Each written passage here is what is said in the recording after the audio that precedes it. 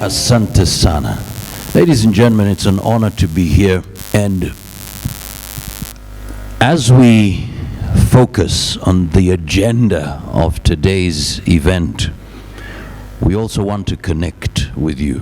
What's your understanding of corruption? My name is Francisco Miller from Relationship Haven Organization. Corruption is simply an art of being corrupt. Ya kwanza. So when you're corrupt, you can actually do anything that's against humanity, against the law. Yani si kitu nzuri. When somebody's corrupt, they can do anything against humanity, against the law. My understanding is this, that corruption is whereby you get some favor without going the legal way. Asante sana. Kenya against corruption, Africa against corruption. Ladies and gentlemen, we are ready for our next speaker. I just want to thank all of you for agreeing to join us in this summit today. It's a People's Anti-Corruption Summit. We want to hear the citizens' voices. We believe that you all have ideas that can strengthen the fight against corruption, and that's why we are calling it your summit. It's your forum. We want to hear your voices as we consolidate efforts to tackle corruption. So I encourage us to interact, learn, find opportunities for our individual and also collective support towards achieving a corruption-free society. Thank you very much, and we will continue to interact in the course of the program. Thank you. Good morning, ladies and gentlemen, and all distinguished guests, all protocol observed. My name, as you've heard, is Honorable Bernard Kitur. Kibor is my middle name. Member of Parliament for Nandi Hills constituency, first term in the current 13th Parliament, and a very proud member of an organization or a caucus that was created in Parliament, that when we came in with a mindset that is different of a young person who wants to see a society or legislative team that have a clear mind on where they want to carry their country, a country that focuses in both legislation and utilization of public resources be done in a proper way. I found a home in a caucus called African Parliamentarians Against Corruption, APNAC. In the recent past, because of our participation in there, I was elected as the Secretary General of the same caucus. And therefore this morning, I'm joining you on behalf of my chairman, Honorable Shakil Shabir, a very well-known figure on matters anti-corruption and pushing legislation that would assist and support our country, and most of you actors, our being in there is to support some of the views that you have in trying to make sure that our country is on the right track on legislation, pieces of legislation that will enhance transparency and proper utilization of public resources. Therefore, as well, today I have several apologies of members of Parliament of the same caucus, who several of them are not around, but they are joining us live, and they have sent in their apologies. And therefore, we are very glad as parliamentarians walking the same path as most of you. And of course, interestingly, I am in Kenya Kwanza government, and I'm so proud being there, and part of the voices that are speaking from within on why we need to have proper utilization of public resources. And therefore, today, joining us on the People's Anti-Corruption Summit, and this one is commemorating the African, because I realize there's one for the global, and there's one that we have come in together, probably to look at the strides where we've come from. And I like the clip that was there just a few minutes ago, where Kenya's come from. And today, to me, I feel bringing in the international partners and members of public, we continue to raise the awareness and speak in one voice on the evils of what corruption can do, and how we can foster public support in the fight against graft. And as I said again, we recognize the efforts and achievements that we've made in fighting this corruption. But just before that, because I have about 10 minutes or so, ladies and gentlemen, as your leaders in Parliament, I would like to just give you a brief about who APNAC is and what role do we play in there and what support can we offer to all the sector players, the civil society, and the general public, so that you always know you have friends that you can be able to reach if you have a matter that is up and around the governance of our country, and you need people to speak to who can be able to hold your hand. Because the way it is now, most of the things to be able to change the mindsets of people on matters corruption,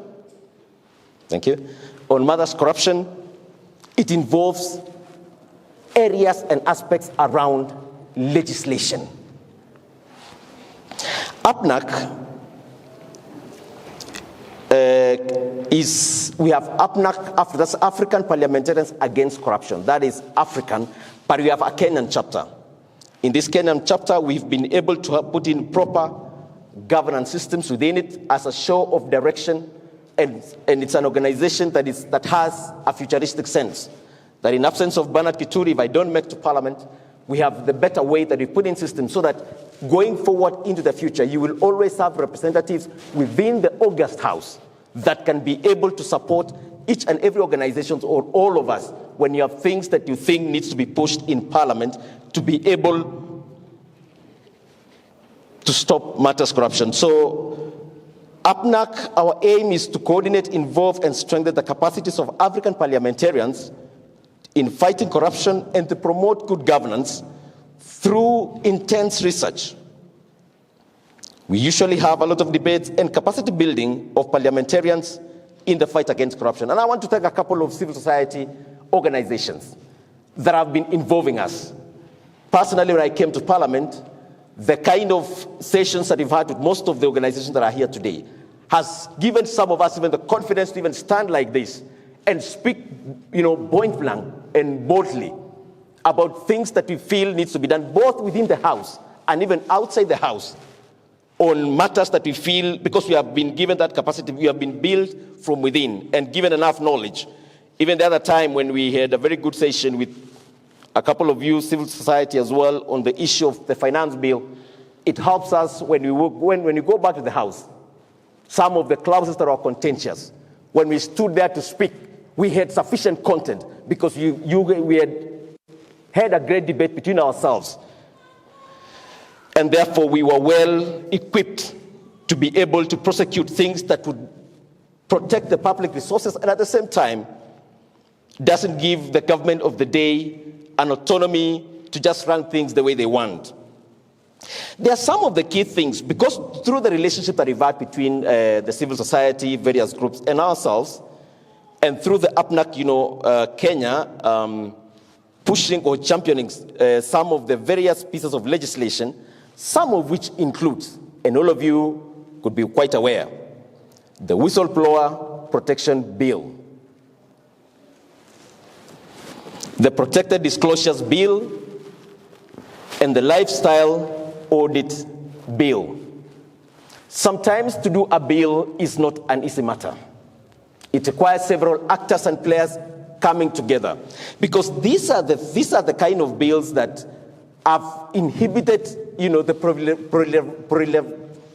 proliferation of corrupt practices. Because now everybody knows that if I do this, there is a law behind me that will catch up with me. APNAC has also spearheaded the drafting and enactment of Anti-Corruption and Economic Crimes Bill, the Ethics and Anti-Corruption Commission, EACC.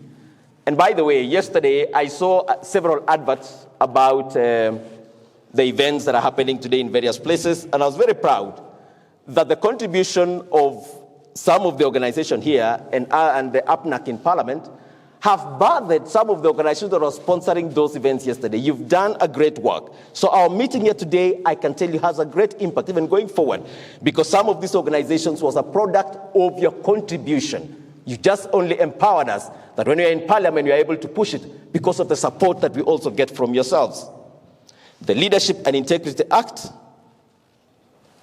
Access to Information Act, the Bribery Act, I think that was of 2016, which some of them now we still encourage all of us to still bring in areas of amendment, because we've tried it out, it has been tested, there are still a bit of challenges here and there, and we still call upon you, all of you organizations that work with us, so that we can still put, ring-fence these laws or acts to continue protecting the public resources. There is also the Public Procurement and Asset Disposal Act, among many other anti-corruption bills. And I still tell you, you have friends in Parliament, right in there, that are always ready to work with us in this journey of fighting corruption in our beloved country. APNA continues also to leverage on peer learning from various jurisdictions to strengthen capacity of parliamentarians in fighting corruption. We have APNA chapters such as Malawi, who the other day were here in Kenya, to benchmark on some of the strides that we've made. And by the way, I had gone to Ghana recently, and because of the support that you've also received from yourselves to pass some of these several pieces of legislation, many people even look up to us, Kenya, on the strides that we've made. And I still like the aggressiveness that still brings us together so that we can be able to still move our country forward. We still have Mauritius, Zimbabwe, and Zanzibar chapter. Equally, we've always also been exchanging and having a lot of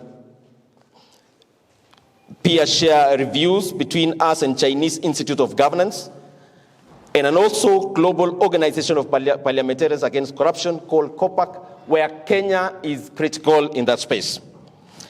I want to also just in brief, want to appreciate the support that we've always received from Transparency International, TISA, Mzalendo, and other civil society organizations who have been supporting us parliamentarians as we moved forward. APNA continues to fast-track also several other bills, like the 3 land bills in 2012 and 2013, that was in the 10th Parliament, that was spearheaded by our chairman, Shakil Shabir. We still have several pieces of legislation that we'll also be looking up to you, that you can support us even as we move forward.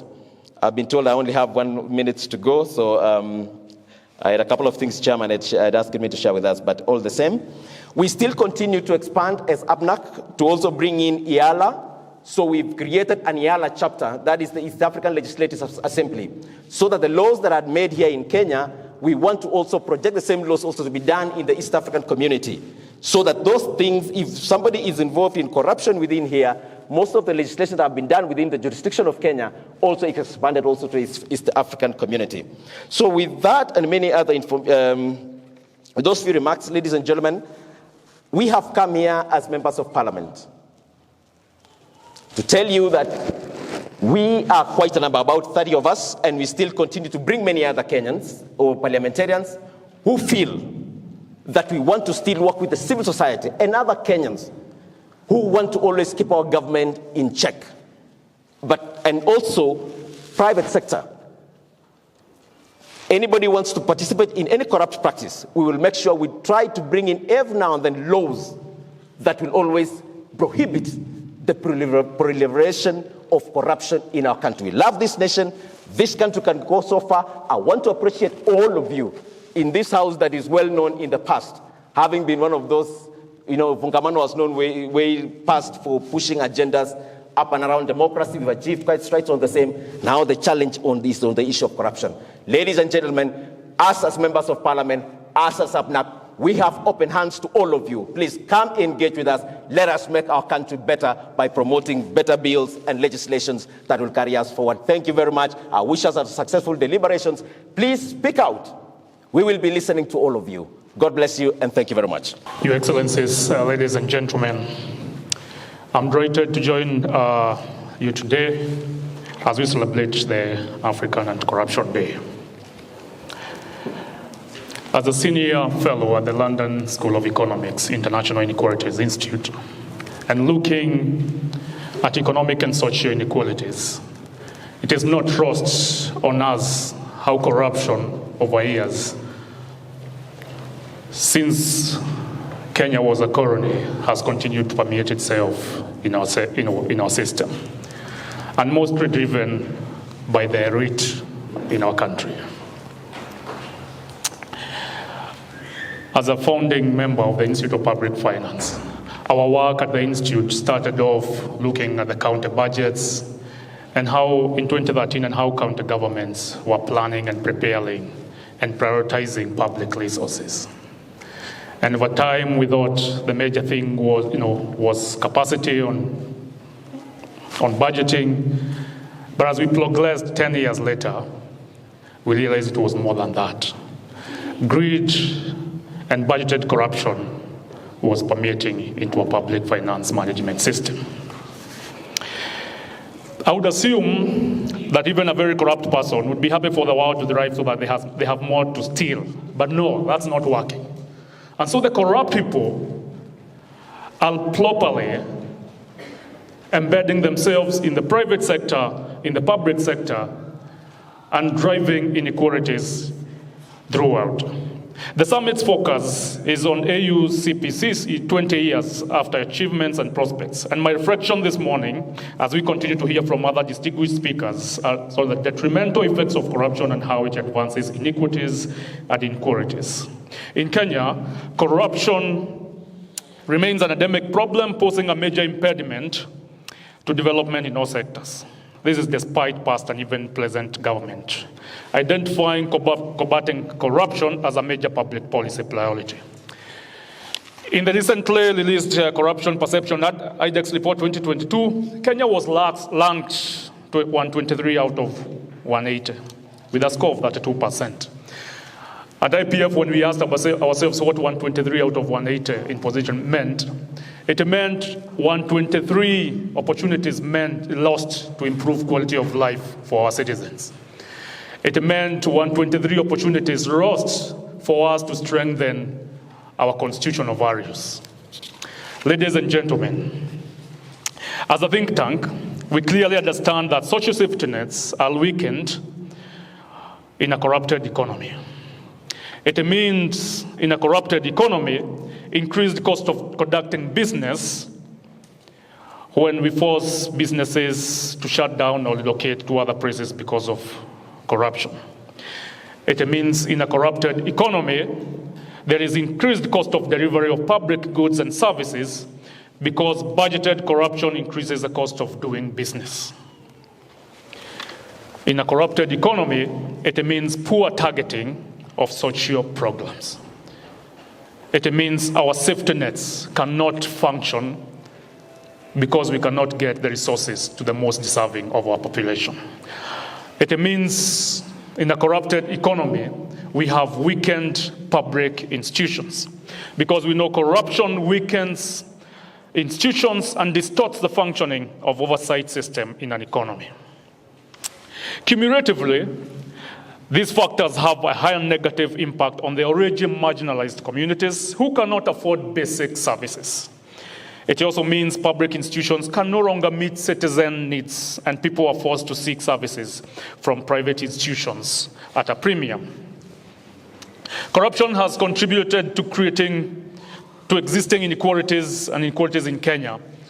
While at this particular point we are facing a huge debt related to fiscal distress. And to a greater extent, as recent as a month ago, our Auditor General said we are not sure how much is our public debt because we do not have records. Then it means the resources we are using to spend to pay our public debt, it's a lost opportunity to improve the quality of services for our citizens. It means more inequality and more inequities. The multiple KEMSA scandals. The NHIF scandals, and I want to quote the former NHIF CEO when he said, NHIF loses approximately 10 billion or 20% of corrections to fictitious claims every year. Now that raises the cost of healthcare, and the most who suffer are the most vulnerable and the marginalized. And to a greater extent, it then means that corruption continues to make it difficult for our country to thrive. When you think about corruption, a corrupted economy means food security cannot be assured. The cost of food within Kenya, we've seen as IPF with the review of audit reports over the past few years revealed discrepancies between the tonnage of fertilizer delivered vis-a-vis payments to suppliers. Poor fertilizer storage conditions lead to massive losses. Collectively, this may have contributed to the failure by government to meet the policy objective of reducing cost of food. When we think about social protection, we've looked at government documentation, and the shocking revelation from audit of cash transfers indicated that some 1,280 unregistered individuals benefited from the program, and they were not supposed to benefit.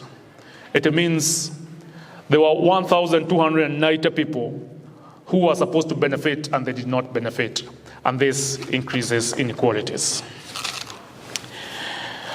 From the brief examples, it is evident that corruption has contributed to growing inequality within the country. Addressing it should be a matter of priority for the government, and current executive action taken by the president recently on KEMSA, it's commendable. However, more needs to be done to ensure that criminal and civil proceedings are instituted against public and private individuals that propagate this. And more importantly, strengthening our oversight institutions and safeguarding our constitutional values. My call for action includes corrective action to combat corruption and to create a fair and equitable society, strengthening institutions to combat corruption. Our parliament needs more strengthening, honorable member. Just to mention that the recent open budget survey indicates that parliament is our weakest link when it comes to our budget process, because the parliament is not oversighting the executive as it should. That's empirical evidence. It's not hearsay. We want to call our national and county governments to publish timely and comprehensive budget documents and provide citizens with platforms to engage during budget implementation. Kenyans are very active in engaging in formulation, but when it comes to implementation, assessing the implementation reports, there is a big gap. For EACC and ODPP, important that investigations to corruption allegations without compromising quality should be looked into. And control of budget and auditor general, it's important to ensure timelines. And for CSOs and citizens, we need to keep on holding to the mantra that eternal vigilance is the price of liberty. Let me end with a quote from a renowned Oxford scholar. Governments are wasteful, and there is no day that I'm not bothered about how unbothered government wastage looks like. As citizens, we will not normalize that saying by the renowned Oxford scholar. Thank you, ladies and gentlemen. Naitwa Anne Wangoi, na mimi ni mfanyabiashara, nitaongea na lugha ya mtaa. Kabisa wewe. Mimi ni mama boga, nafanya biashara town CBD, kazi ya hawking, hawa mama wenye wanakibizangu wanakaa njoo. Na nikiongelelea mambo ya corruption si jina ngeni kwangu. Tangu tukiwa watoto na hata wakati huu Kenya imekuwa ni kama is like ndio ina trend kuwa corrupt. Tunajiona wale watu corrupt ndio matajiri.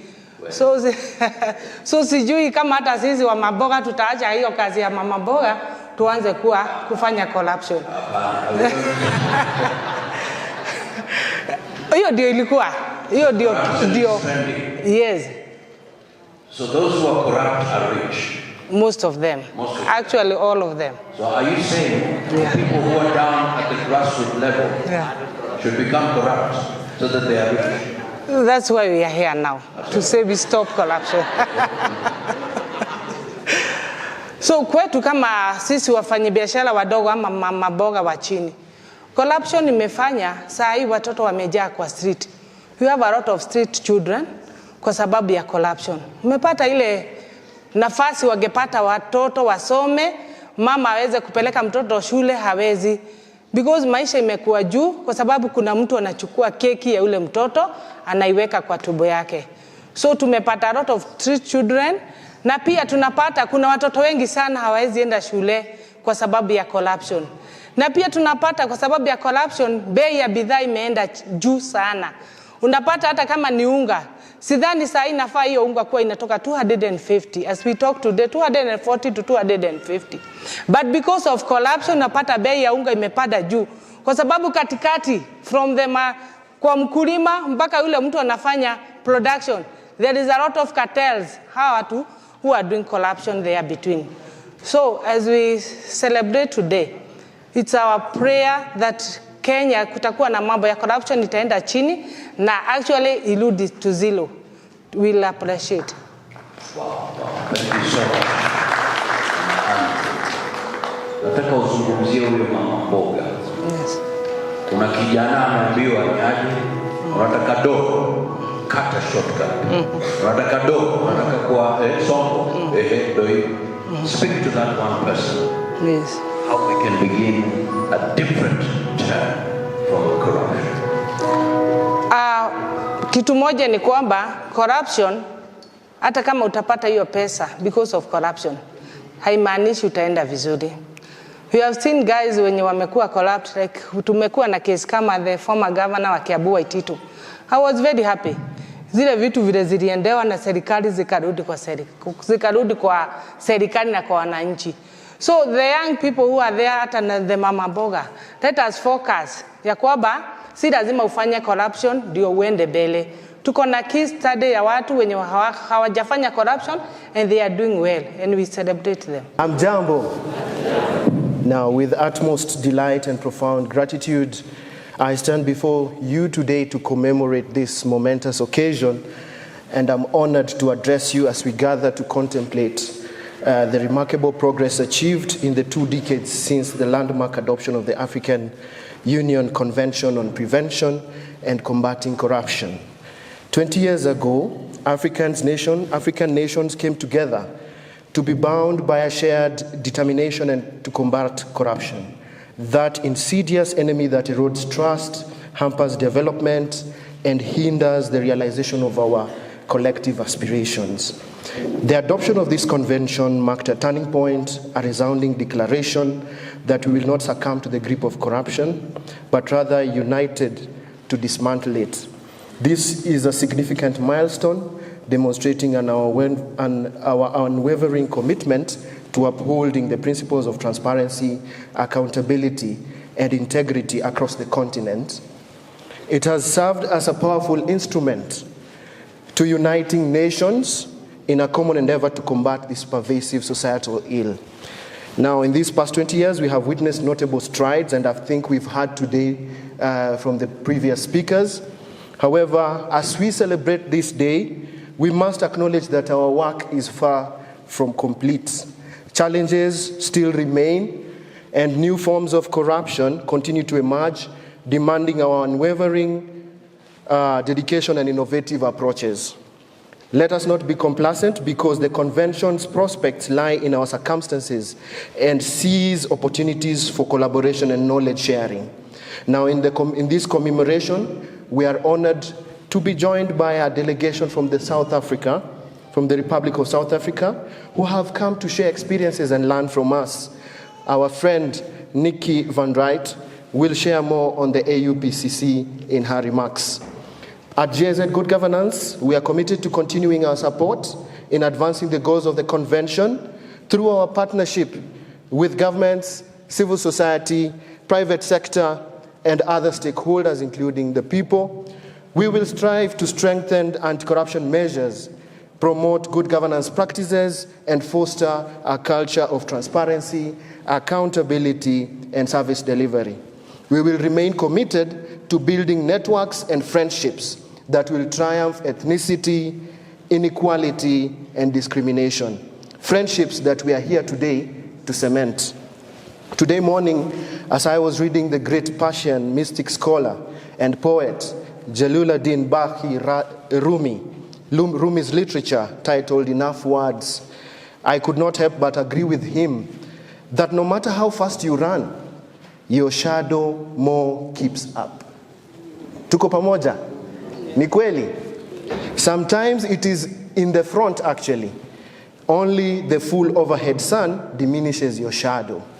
In this reflection, I urge all of us to keep up the pace and renew our commitment, regardless of the immense heat of the full overhead sun and resisting forces, and to keep committed to the spirit and ideals set forth by the AUPCC in order to keep up the fight against corruption.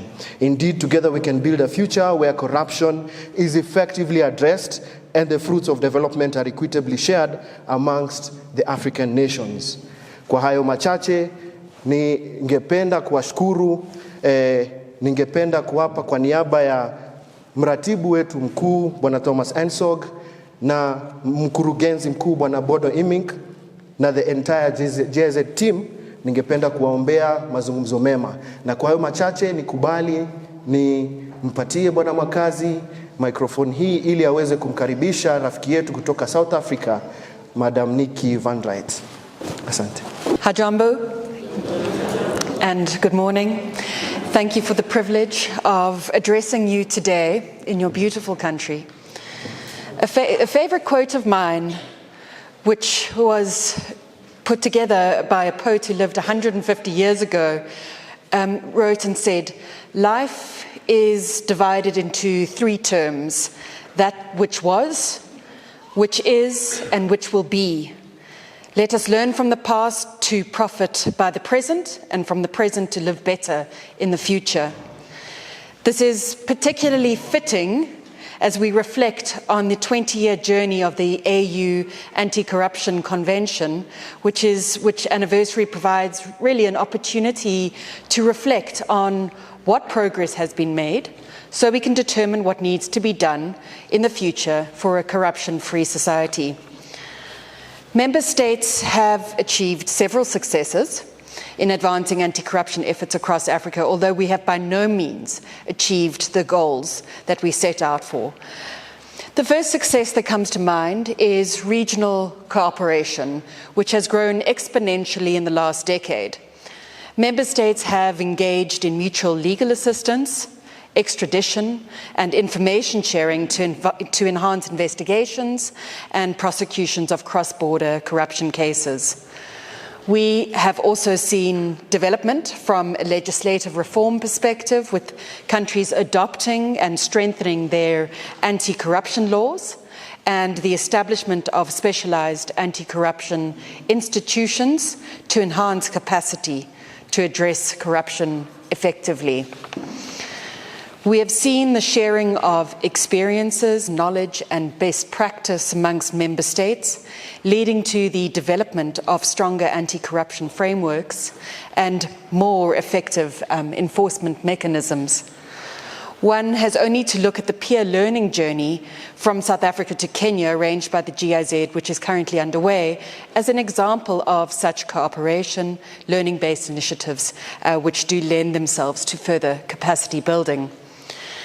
Have we achieved all that we set out to achieve through the Convention to eradicate corruption from the African continent? No. But let us remember that the day that we plant the seed is not the day that we eat the fruit. Anti-corruption efforts, by their very nature, take time. What are some of the key focus areas for the future? As a priority, member states need to really strengthen the legal frameworks for whistleblower protection. We quite simply cannot tackle corruption without whistleblowers. They are at the center of it all, and whistleblowers cannot blow the whistle without adequate protection from retaliation. If I have just one message today, that is about the importance of civil society working together and to provide support to our human rights defenders and our investigative journalists. Active involvement of civil society and the public is crucial in anti-corruption efforts. If we look at a South African example of why this is important, we need only look at the Zondo Commission, a commission that called past and present state presidents to account, and we will see the change of our entire anti-corruption architecture because of this. This tree grew out of the seeds that were planted by very courageous investigative journalists and civil society organizations. Member states should create enabling environments for citizens participating in monitoring, reporting, and advocating for transparency and accountability. We must work together because we are turning a corner, both in South Africa and regionally, in our anti-corruption fight.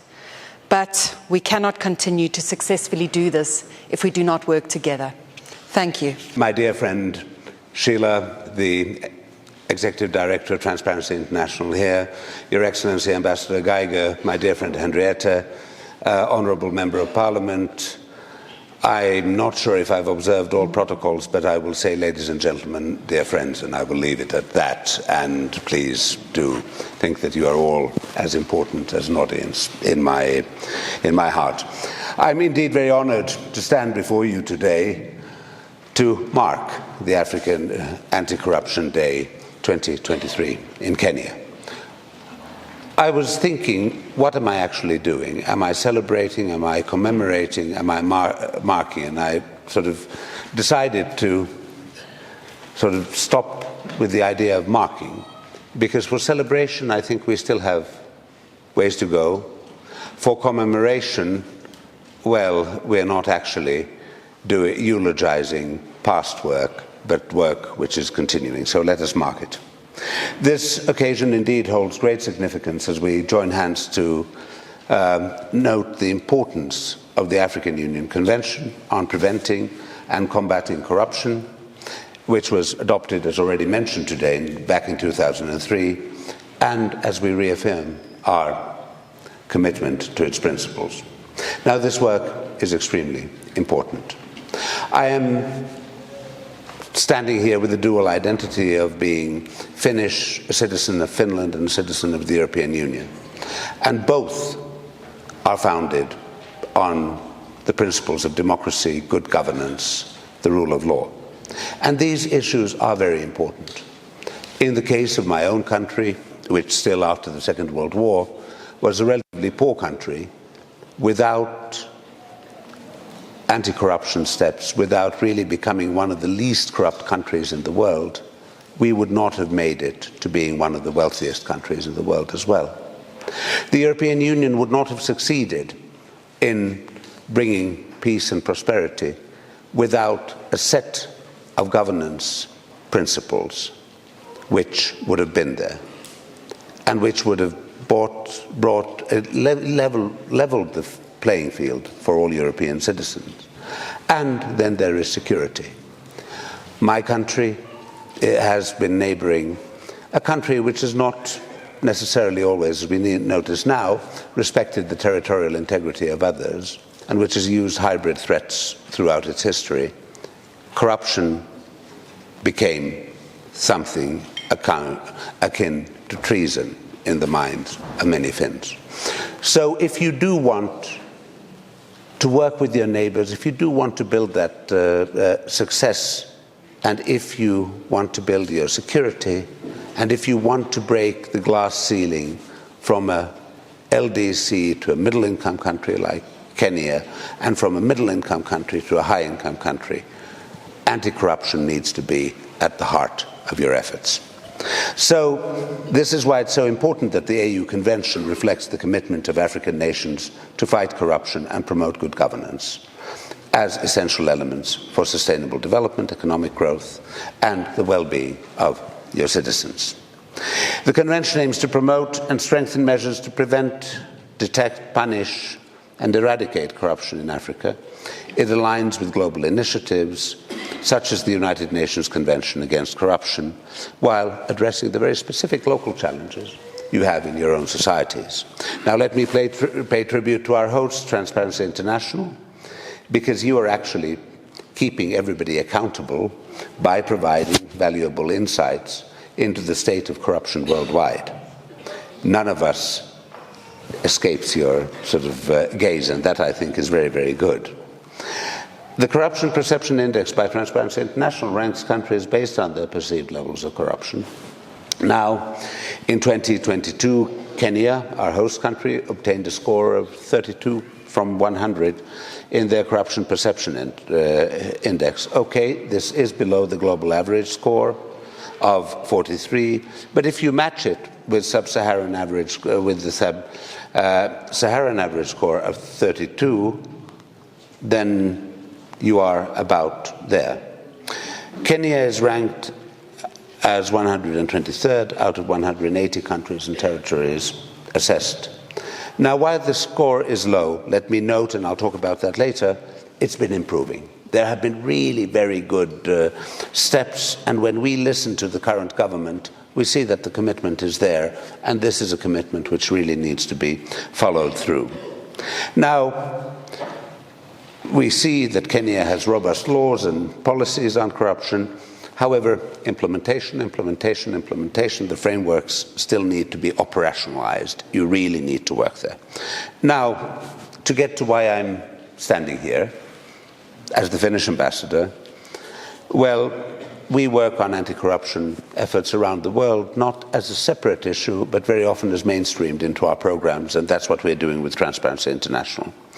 For us here, we work to improve women's democratic participation, we work to counter gender-based violence, and as well as strengthen technical and vocational education and increase decent job opportunities for young people. Women, peace and security, youth, peace and security, these are key. And let me unpack that a little bit. On gender, corruption can really disproportionately affect women. It limits their access to resources, services and opportunities. Addressing corruption is crucial for creating an enabling environment where women can fully participate and benefit from development processes. And let me also notice, and I'm thinking of a discussion I once had with Mohamed Yunus, who got the Nobel Peace Prize for empowering women in entrepreneurship in Bangladesh. I asked him once, why women? Because they give back to society much more than men do. I hate to say that, but that's probably true. Youth. Now, we're in a country with the median age of 19. High levels of youth unemployment create an environment that is susceptible to corruption, while corruption exacerbates issues of youth unemployment. When corruption thrives, it hampers economic growth and diminishes the chances of creating sustainable employment opportunities for young people. Here again, everybody loses. And then I talked about the external threats from foreign governments corrupting people, but there's an internal threat. Poverty is the result of corruption. Unemployment is the result of corruption. And where are the origins of extremism, violent extremism? Where are the origins of people feeling desperate? Here we come to peace. If your societies do not work, they become vulnerable. So gender, youth, and peace are very closely connected. The fight against corruption and the range of actions are needed. You need legal frameworks, you need institutional capacity, and you need to protect, as was mentioned very importantly, whistleblowers. These are heroes, not villains, even if it's quite difficult at times, even in settings of governments which have started off by fighting corruption. That guy or lady who comes there and blows the whistle and says, there's a problem. No, he won't be very popular. But these people are heroes. Our societies need them. Citizen participation and civil society engagement is important. And Kenya has done a lot since the 2020 Constitution and the beginning of devolution. There are governance systems which recognize the right of local communities. However, the implementation, involvement and participation of citizens in public finance management and governance process, well, it's still not quite there. There's still a way to go. And the engagement of rural women, youth, and persons with disabilities in governance and decision-making is especially low. As a consequence, many women, youth, and persons with disabilities remain excluded from governance processes. And this is again what brings me here, because these are exactly the kind of issues with which we are working with Transparency International Kenya to empower marginalized groups to effectively participate in public finance management and decision-making processes in Western Kenya with active interventions in Kisumu, Kakamega, Siaya, and Bungoma. This project has empowered citizens through awareness creation and anti-corruption campaign. It has helped to bring accountability mechanisms in place and strengthen networks to support anti-corruption work at the grassroots level. That counts. Through our support to the wonderful work of Transparency International Kenya, we want to encourage the government to ensure the full participation of people in the management of public affairs and national and grassroots levels. Politics is not about leaders. Politics needs to be about citizens. It needs to be about every single person here. Now, international corruption is essential. We are committed to collaborating with Kenya and other African countries, and I was so glad to see this sort of group here of people from South Africa and Uganda who are working together with lessons learned, and I commend the European Union for this very, very important regional project here. This really counts. Now, as we mark the African Anti-Corruption Day here in Kenya, let us really recommit ourselves to the values of transparency, accountability, and integrity for the sake of our economic development, our peace, our security, and to breaking those glass ceilings. Asante sana. Today, we celebrate 20 years of the African Union Convention on Prevention and Combating Corruption. So we have to see where we stand. I will not repeat what speakers before me have said. We all know corruption is endemic around the world. It robs not only Kenya, but all countries of important benefits, and it forces people to engage to survive. I was so sad when I saw our statistics of this morning.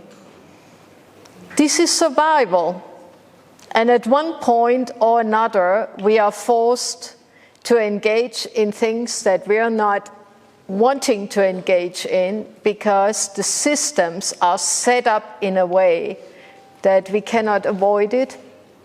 And many times corruption is not only a bribe that is offered, but is also a threat.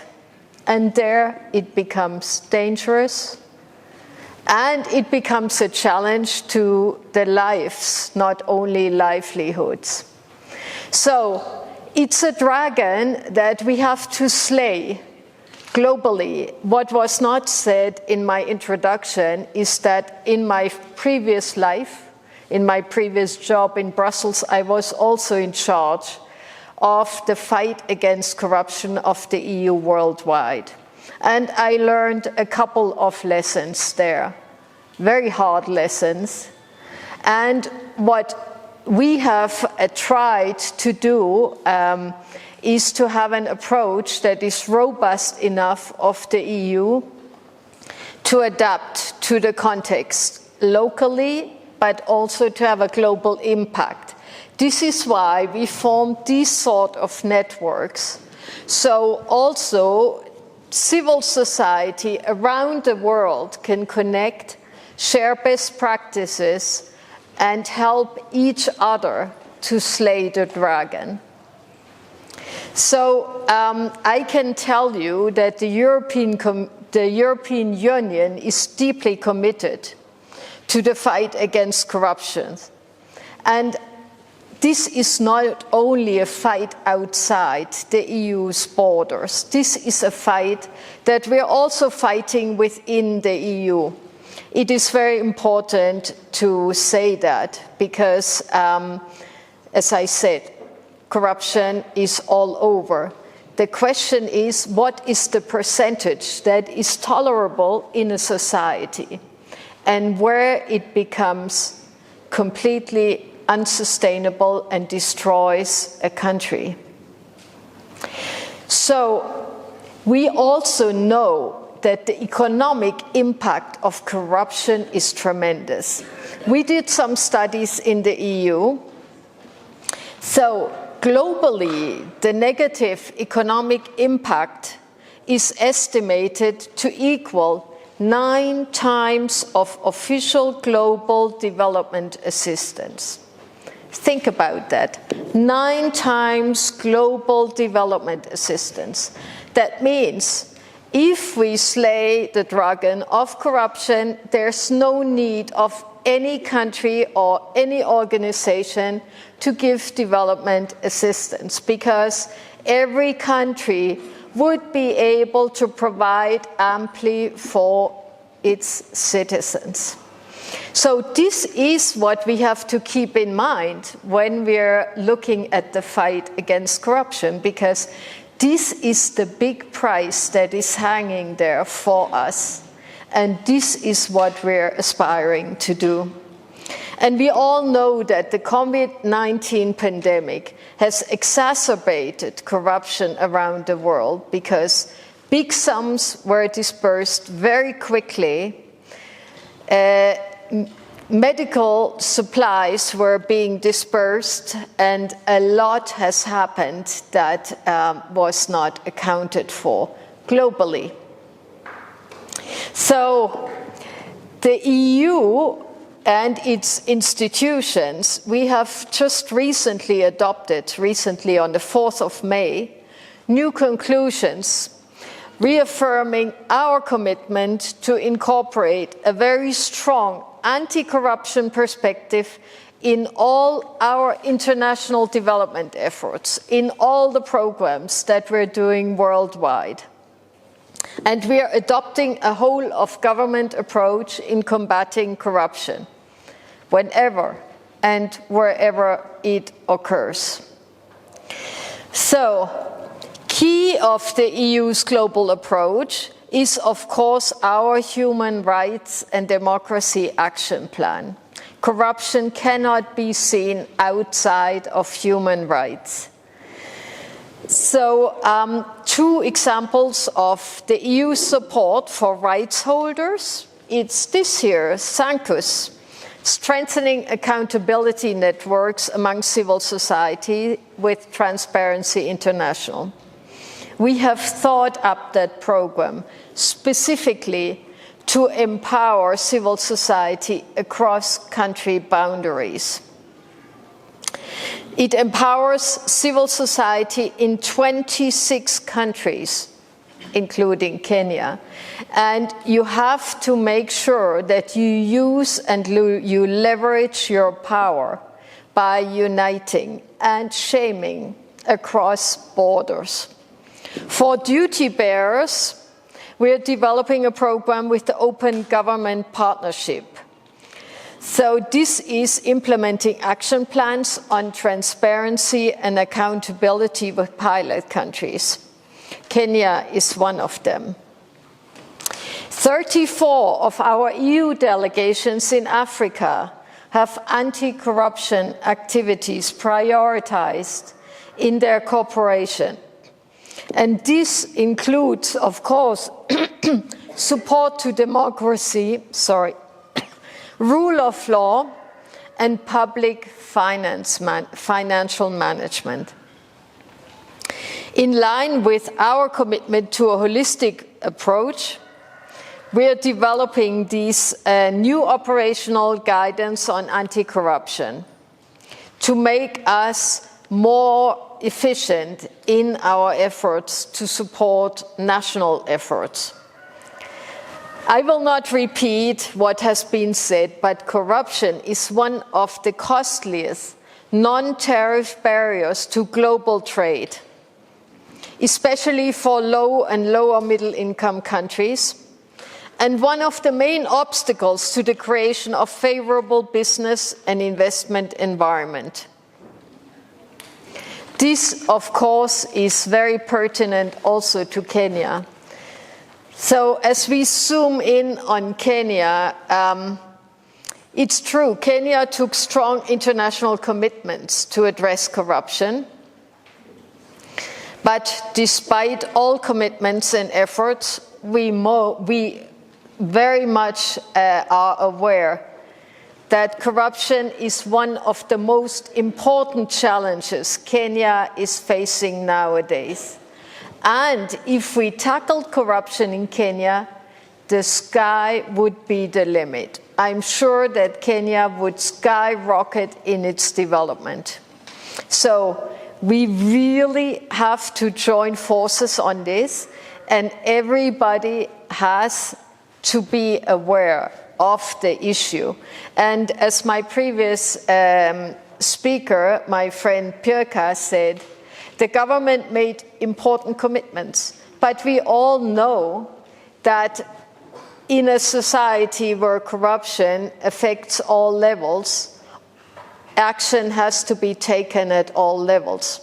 And of course, if the leaders are seen as engaging, everybody else thinks, for me, it's also okay. So this is one of the big obstacles. And I know, I talked to many Kenyans since I arrived, that in Kenya it was also seen during the colonial period that it was very much okay, actually good, to cheat the British colonizers. Yes, it was maybe a good thing, but these days are over, and old habits may die hard, but they have to die in order to have something new being born. The government just now announced a new package of legislation and amendments to strengthen its anti-money laundering framework. That was last Friday.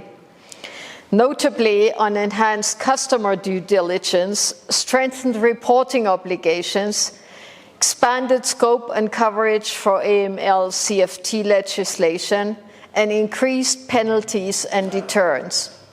But we all know laws are there, but they are serving nothing if they're not being properly implemented. And for proper implementation, we need not only first Parliament's endorsement, and we all know there are vested interests in Parliament as well, but we need an implementation throughout society. So I will not say much more, but I think for us, what is most important is strengthening the good governance framework in Kenya. We have embarked on the largest justice sector reform program in the whole of sub-Saharan Africa. The EU has invested 70 million euros in justice sector reform, and we feel that we have made lots of progress in the last years. I'm not saying that there are no more challenges in the justice sector, but access to justice without having to bribe is one of the main achievements that we have to obtain here in Kenya. Let me come to the end. We also think that with the devolution process, we have to be careful, because if there is corruption at central levels, we don't want to export corruption to the county levels. We have to make sure that as government services are devolved, we also have very strong mechanisms at the county levels to hold county governments accountable for their action or non-action. I was talking about the EU's anti-corruption directive. So this will set the tone for EU's fight against corruption. We have a network, EU network against corruption, and we have very strong anti-corruption policies and legislations in our member states. Pirka was also alluding to that. But we also have transnational criminal networks that are feeding on corruption activities and networks and finance their other criminal activities like that.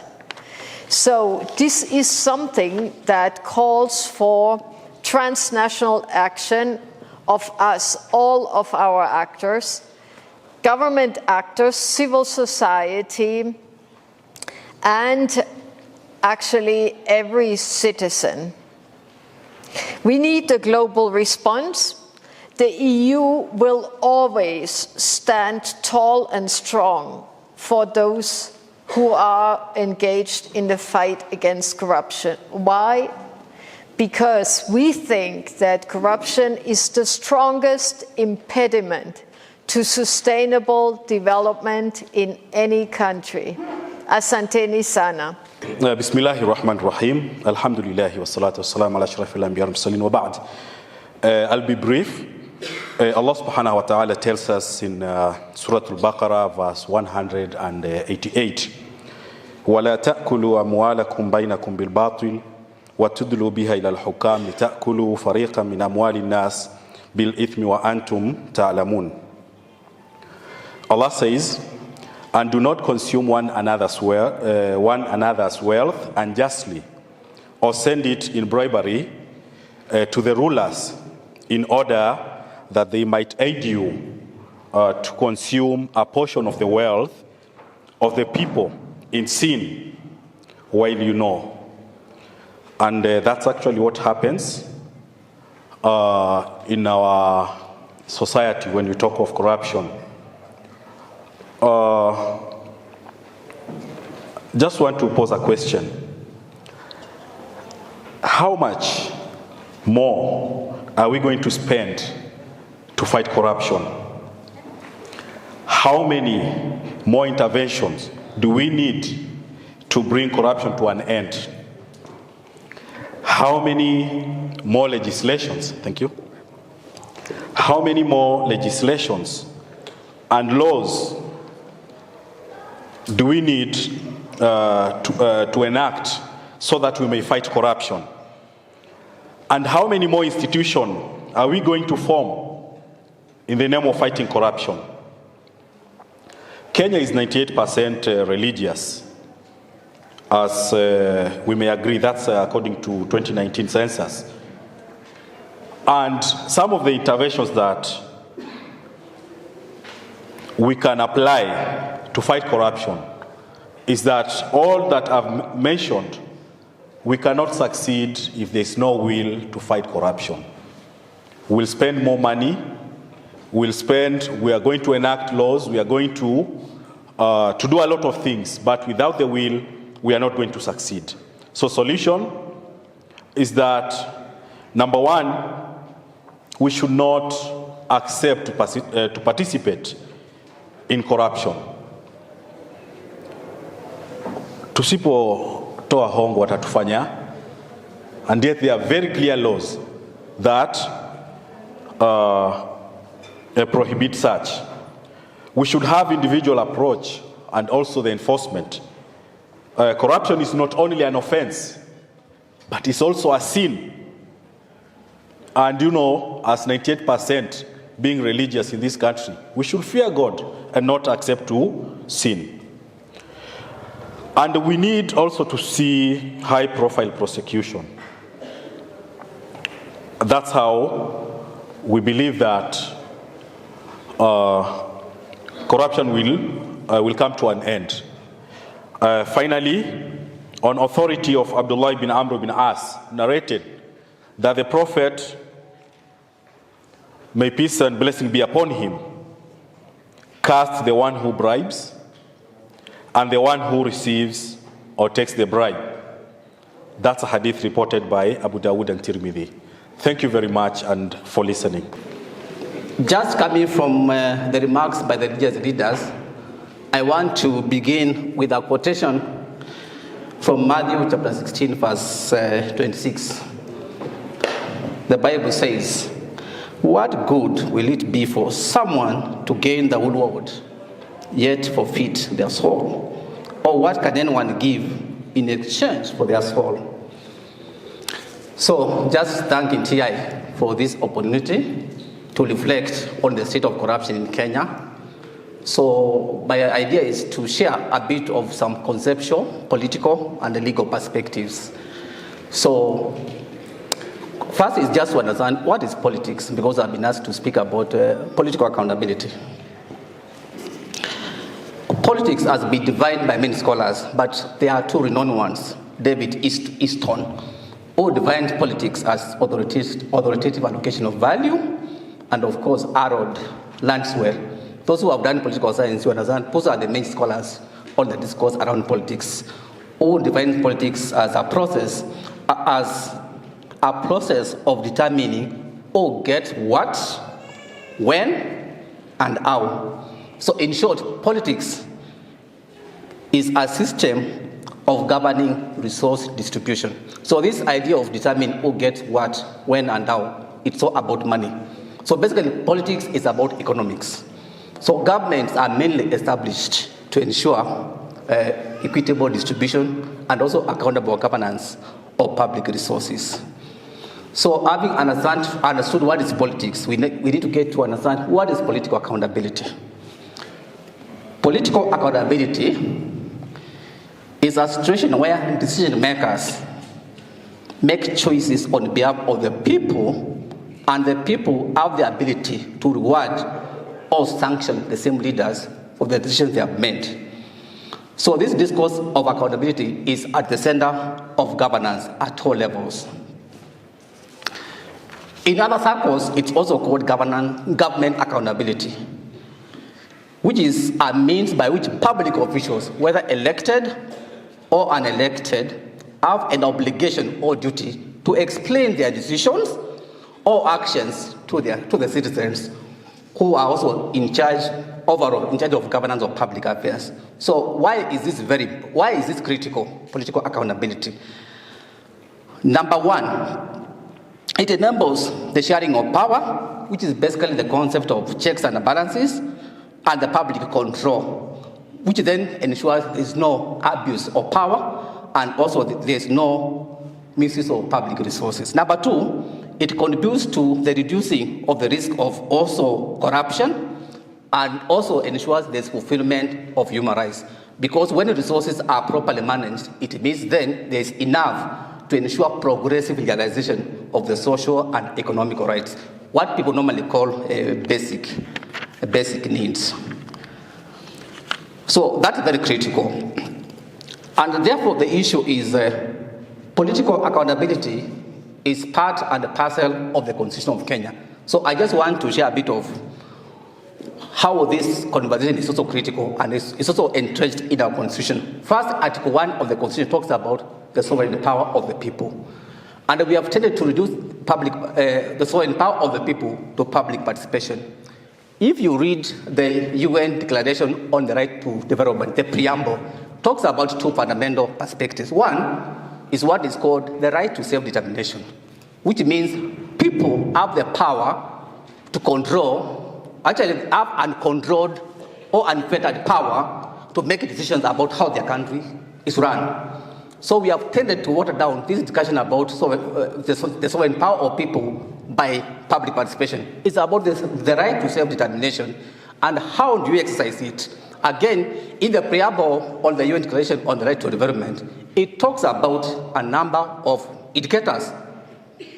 Critical are active and meaningful participation of the people in the social, economic, and the political governance process of the country.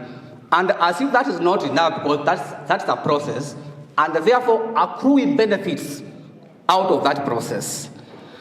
So then the question is, if that is the threshold, how else do we find it in the Constitution of Kenya? Article 4 says, Kenya shall be a multi-party democratic state founded under the principles and the values of good governance in Article 10. So Article 10 is basically indicators of the Kenya which we want in Article 4. So the vision, the constitutional vision of Kenya is a multi-party democratic state founded under principles and values in Article 10. And some of these values, again, like integrity, transparency, and accountability, therefore built on this discussion we are calling political accountability. There's also Article 19 of the Constitution, which is about human rights. It says the Bill of Rights is integral to Kenya's democratic framework, and it shall be the framework for formulation of social and economic rights, which means even the decisions about public accountability on public resources is supposed to be done in a way which then leads to the protection of human rights, especially the economic, social, and cultural rights. And you have seen also sometimes when we are trying to protect public resources, we also face threats about our civil and political rights. So basically, therefore, the discourse around public accountability and also accountable management of public resources is also critical in the enhancement of human rights framework in the Bill of Rights. And of course, there is Article 73 of the Constitution. Allow me to read some Article 2, very important.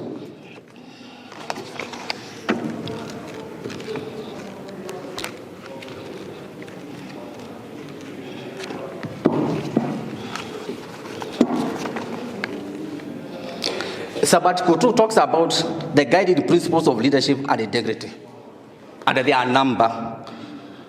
One of them is honesty in the execution of public duties, declaration of any personal interest that may conflict in public duties, and accountability to the public for the decisions and action. Actually, that goes back to the definition I was calling political accountability. So the question is, therefore, having this understanding, and knowing that this whole framework is entrenched in the Constitution, how comes it has been a big problem to realize this over time? From my analysis, there are four factors. The first one is basically about the deep-seated culture of impunity in the country. And therefore, out of this, we have ended up with leadership which is shameless and therefore not accountable to the people. Money is lost. No one feels accountable. Actually, in most cases, the people who steal a lot are the ones who end up being rewarded by people in public positions. Number two, and this is therefore the political problem which makes corruption so hard to fight in this country, despite having all these progressive provisions of the Constitution, is the political DNA of the Kenyan state. What is the problem with that? There are two problems with it, and these ones cannot be fought by laws and policies. One, Kenya was established as a corporate entity. Remember, it was Iberian, British, East Africa. We became a colony in the D20. The idea was to create a political system which advances the economic interests of the settled economy. So which means from the beginning, our state was not meant for the people. And that's why then you find, even when we have the best systems of governance, people have no space, their rights and their interests are never respected. The Constitution of Kenya, therefore, tried to do that, and the Article 4 I was talking about the vision of Kenya. Number two, this political DNA also creates a state which is very foreign to the people. And we have discussed this in many spaces where, unlike in Western countries where state, society are almost the same, people are part of it, people sometimes see the state as a strange agent, which you retreat to, you raid, and they go back to your private space. Ask yourself, how come people don't steal money from the church? How come people don't steal money from the welfare groups, the spaces which belong to them? So I think this kind of structural contestation of our state also makes it very hard, and therefore for people to remain very committed to advance the interest of governance. And also it also makes it very difficult to have a political system and leaders who are also committed to protection of the interests of the people. So to me, that's normally the biggest problem, which has made corruption a monster, both on the side of the people and also on the side of states and also corporate actors. And of course, the role of elections, and we have dealt with this with the Sheila under the National Integrity Alliance. What does election do?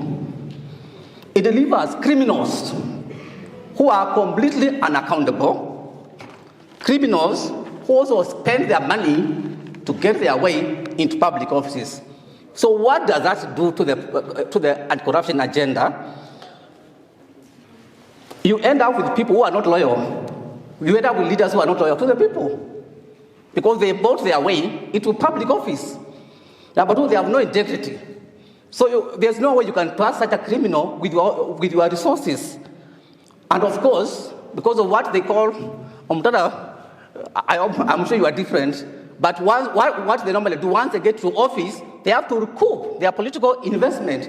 So you have to get the money which you invested in private voters back to your pocket, and also still enough to enable you run the next election smoothly. So that's also part of the problem. And the fourth category of problems is just the people, and I've talked partly about that. I think we have people who are also completely parochial, confused, don't understand even the link between corruption and their own money. Many people don't understand that corruption is your taxes, it's the money contributed to the government, which you are supposed to protect. So sometimes when we are demonstrating in the streets, sometimes I get so disappointed. We are demonstrating on behalf of, with all these people, and they are on their day-to-day business. So there's also not that connection. And of course, when we are doing elections, again, they don't understand why choosing a criminal is a risk to the resources they are supposed to manage when they get to public office. So I see that being also the political problem, which then undermines the constitutional provisions which are supposed to enable us and advance the agenda of public accountability, especially in the management of public funds and also other interests which touches on the people. And therefore, I think, and of course, there's also the question of weak institutional frameworks, which again are undermined by this situation I'm talking about. So I think there are a number of things we can think about, and one of it is political education to the people. People just need to understand that there's a need to have people who are credible in public offices. This is their money. The way you protect your money when it's stolen by an individual, unamfukuza, unamshika, unapeleka kwa police. So people need to develop that culture of safeguarding public resources the way they safeguard their own money in their private spaces. And also that also requires a lot of political education and a political conversation. And of course, the link between election, integrity, leadership, and also accountability in the governance of public affairs. You can't have what Matiang'i was only 40% of criminals running public offices, and then you expect accountability and also integrity in the management of public affairs. And of course, again on election, because that's again where the problem starts, we also need to deal with IBC. Under the National Integrity Alliance, we published a list which Ethics Commission concurred with, and the IBC was not willing, again, to take political responsibility for not approving those kind of names. So from where we sit, we think IBC should be disapproving the names and then let the burden of proof be left to suspected criminals. So I think they fear to take the political burden. So I think, Sheila, we need to find a way of pushing them now within the next 5 years to a level where they are willing to take political burden and then let the criminals deal with their problems. But I think most of the big lawyers don't want to get to that kind of space. So I think with those remarks, I just want to say we'll only realize this agenda of political accountability in the governance of public resources if we ensure integrity in our personal spaces and also integrity in our official spaces. And integrity is defined in a very simple way. Doing the right thing when no one is watching you. So once you get to that space, you would have any problem complying with all those provisions of Article 73, all those provisions of Quran we have been taken through, all those provisions of the Bible we have been taken through. It becomes integrity and accountability becomes a way of life, so that even when you are arrested, like one of us has said, you don't find the shortcut at it. You want to bribe the police, you are more than willing to take the right route of accountability. And just finally to say, I was amazed by an article by Gabriel Ongonda, where he said, and sometimes we also need to see corruption in also these kind of spaces, that the Attorney General of the Republic of Kenya hired the AG, the former AG, Professor Githu Muigai, a senior lawyer of IBC, to go and fight Omtata in court, who is a non-lawyer. How would you treat that kind of decision? Is that not misappropriation or misuse of public resources? Exactly. So that's how corruption has been so entrenched and also normalized in the governance of public affairs. With those remarks, I just want to say, may the spirit of political accountability thrive in all our spaces. Thank you, comrades. Asante sana. Ladies and gentlemen, we also want to connect with you. I like the summit because it is People's Anti-Corruption Summit. If we have to win this war, we have to go back to Wanjiko. We have to go back to people. I just came from a church summit the other day, and somebody had misplaced a phone. And when somebody brought the phone, the friend of the person who misplaced the phone said, I hope you look like you are not a Kenyan, because a Kenyan will not have brought it back. Wait. And then I'm just here. I'm here just on my tents, just signing books. I have these books here. And I'm saying my slogan is building Kenya, branding Kenya. That's what I do. Building Kenya, branding Kenya. That is what I do. I want to praise my country. We are not all corrupt. It's somebody who is corrupt. It's not me. I'm not corrupt. So when I heard about that, I told my friend, I just feel to slap this person, but I'm born again, and I love Jesus. But it is time we love this country. And I guess I feel like we have to start to make this country better than we found. As you say, this little child doesn't know anything. She's innocent, or he is innocent. But there's somebody seated somewhere right now as we talk, stealing from this little child. And that is your brother, that is your sister. And let me tell you one thing. When you are taking the microphone around, right, I appreciate the CEO, Transparency International, for standing in the gap for this and also supporting me. People don't know what's corruption. And sometimes people are praising and glorifying corruption. Do you know why? The church has not embraced the fight. If you ask these people what is seed money, they will explain when they are sleeping. When you ask them about demons, they give you by names. When you ask them about, they call their papas and spiritual fathers. But the pastors, everybody standing here is representing a clergy. But why is corruption? Sheikh said 98% we are Christians. But why are we failing our country? The Bible, Genesis to Revelation, which these books are based on. Quran, which I also put it here. Bhagavad Gita for the Hindu, talks about corruption. But why? You carry your Bible every day. It's in your phone. It is time we all get involved. Let people, as we market tourism, let's market Kenya as a transparent and accountable country. Corruption begins with you. All of you, when you walk even to the passport office, you're ready to offer something. And the passport is your right. Your ID is your right. Your birth certificate is your right. Yet some of you, even through the brokers that who stand in those corridors, you encourage this nonsense. I think it should start with you. Already here, the children you're giving birth to, don't bribe your own child to keep quiet because of a neighbor or whatever.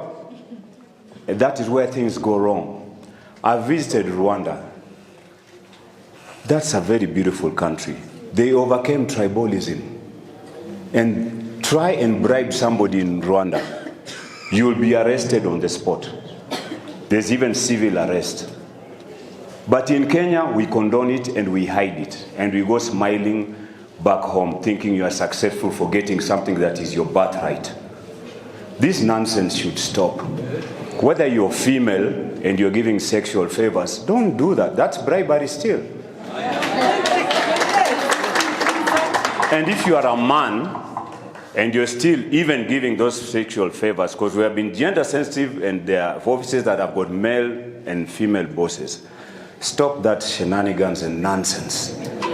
I will not sympathize with anyone. I'm saying, because I've been to countries where you ask for something and you get it. I've met 2 American presidents, and 3 of them were senators. That is Obama and Biden, who is the senator right now. With the president. He was a senator in 2005. But in Kenya, you can't even meet the permanent secretary.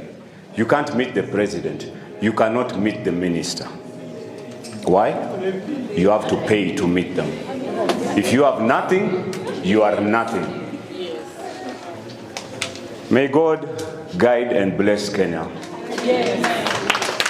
May God bless us, protect us, help us, guard us, and guide us. Finally, you start the change. Have a good afternoon. Viva Comrade Viva! Viva! Viva Comrade Viva! Viva! If we lose our fear, they will be our power. Mr. Mwakazi, we just would like to elaborate on there's something that amazes me, Kenya. When corruption, when it is against me, it's corruption. But when it's for me, we call it favor. Where are we as a nation? The last time I was here, it was more than 15 years, and we were talking about corruption. We are very good in saying government is corrupt, but us, we are the most corrupt one. Why am I saying this? Ukienda hospitali, you want to bribe doctor, they usipange laini. Is that not a corruption? Once umeambiwa uende uchukue form ya mtoto kuingia form 1 or class 8. Unangoja the last minute, unapata laini imetoka hapa paka State House. You want to corrupt. Can we fast before kwanza tuangalie government? Sisi wenyewe kwanza, we start with us first. So for now, we want to focus on how do we change the narrative. And to talk to us just briefly is the chair of Transparency International Kenya Integrity Awards Board Committee, Dr. Lianda Musima. We are very, very, very excited about what's going on this corruption summit, the People's Corruption Summit, because it is us as people who will change the cause of corruption in our communities, in our workplaces, in our homes, and eventually in our country. I stand here this afternoon representing the Transparency International Board of Directors. I chair the Integrity Awards Committee of the TI Board.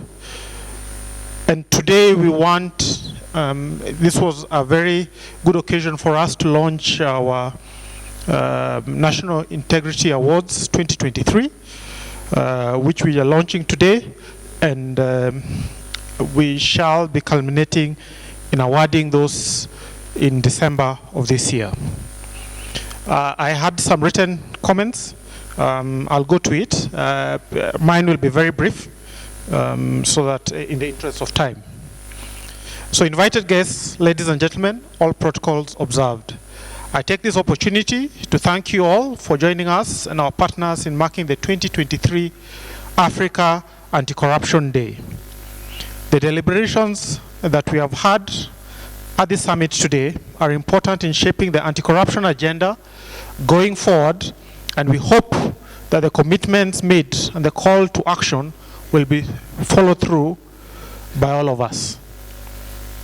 And it's us in our individual spaces.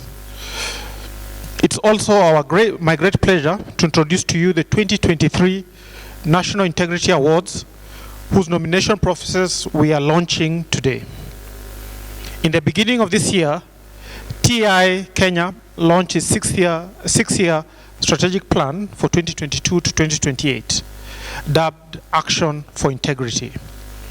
In keeping with this mantra, we will continue promoting adherence to ethical values, norms, and behavior among citizens and supporting citizens to demand for integrity and hold their leaders accountable, which is very, very, very critical to us.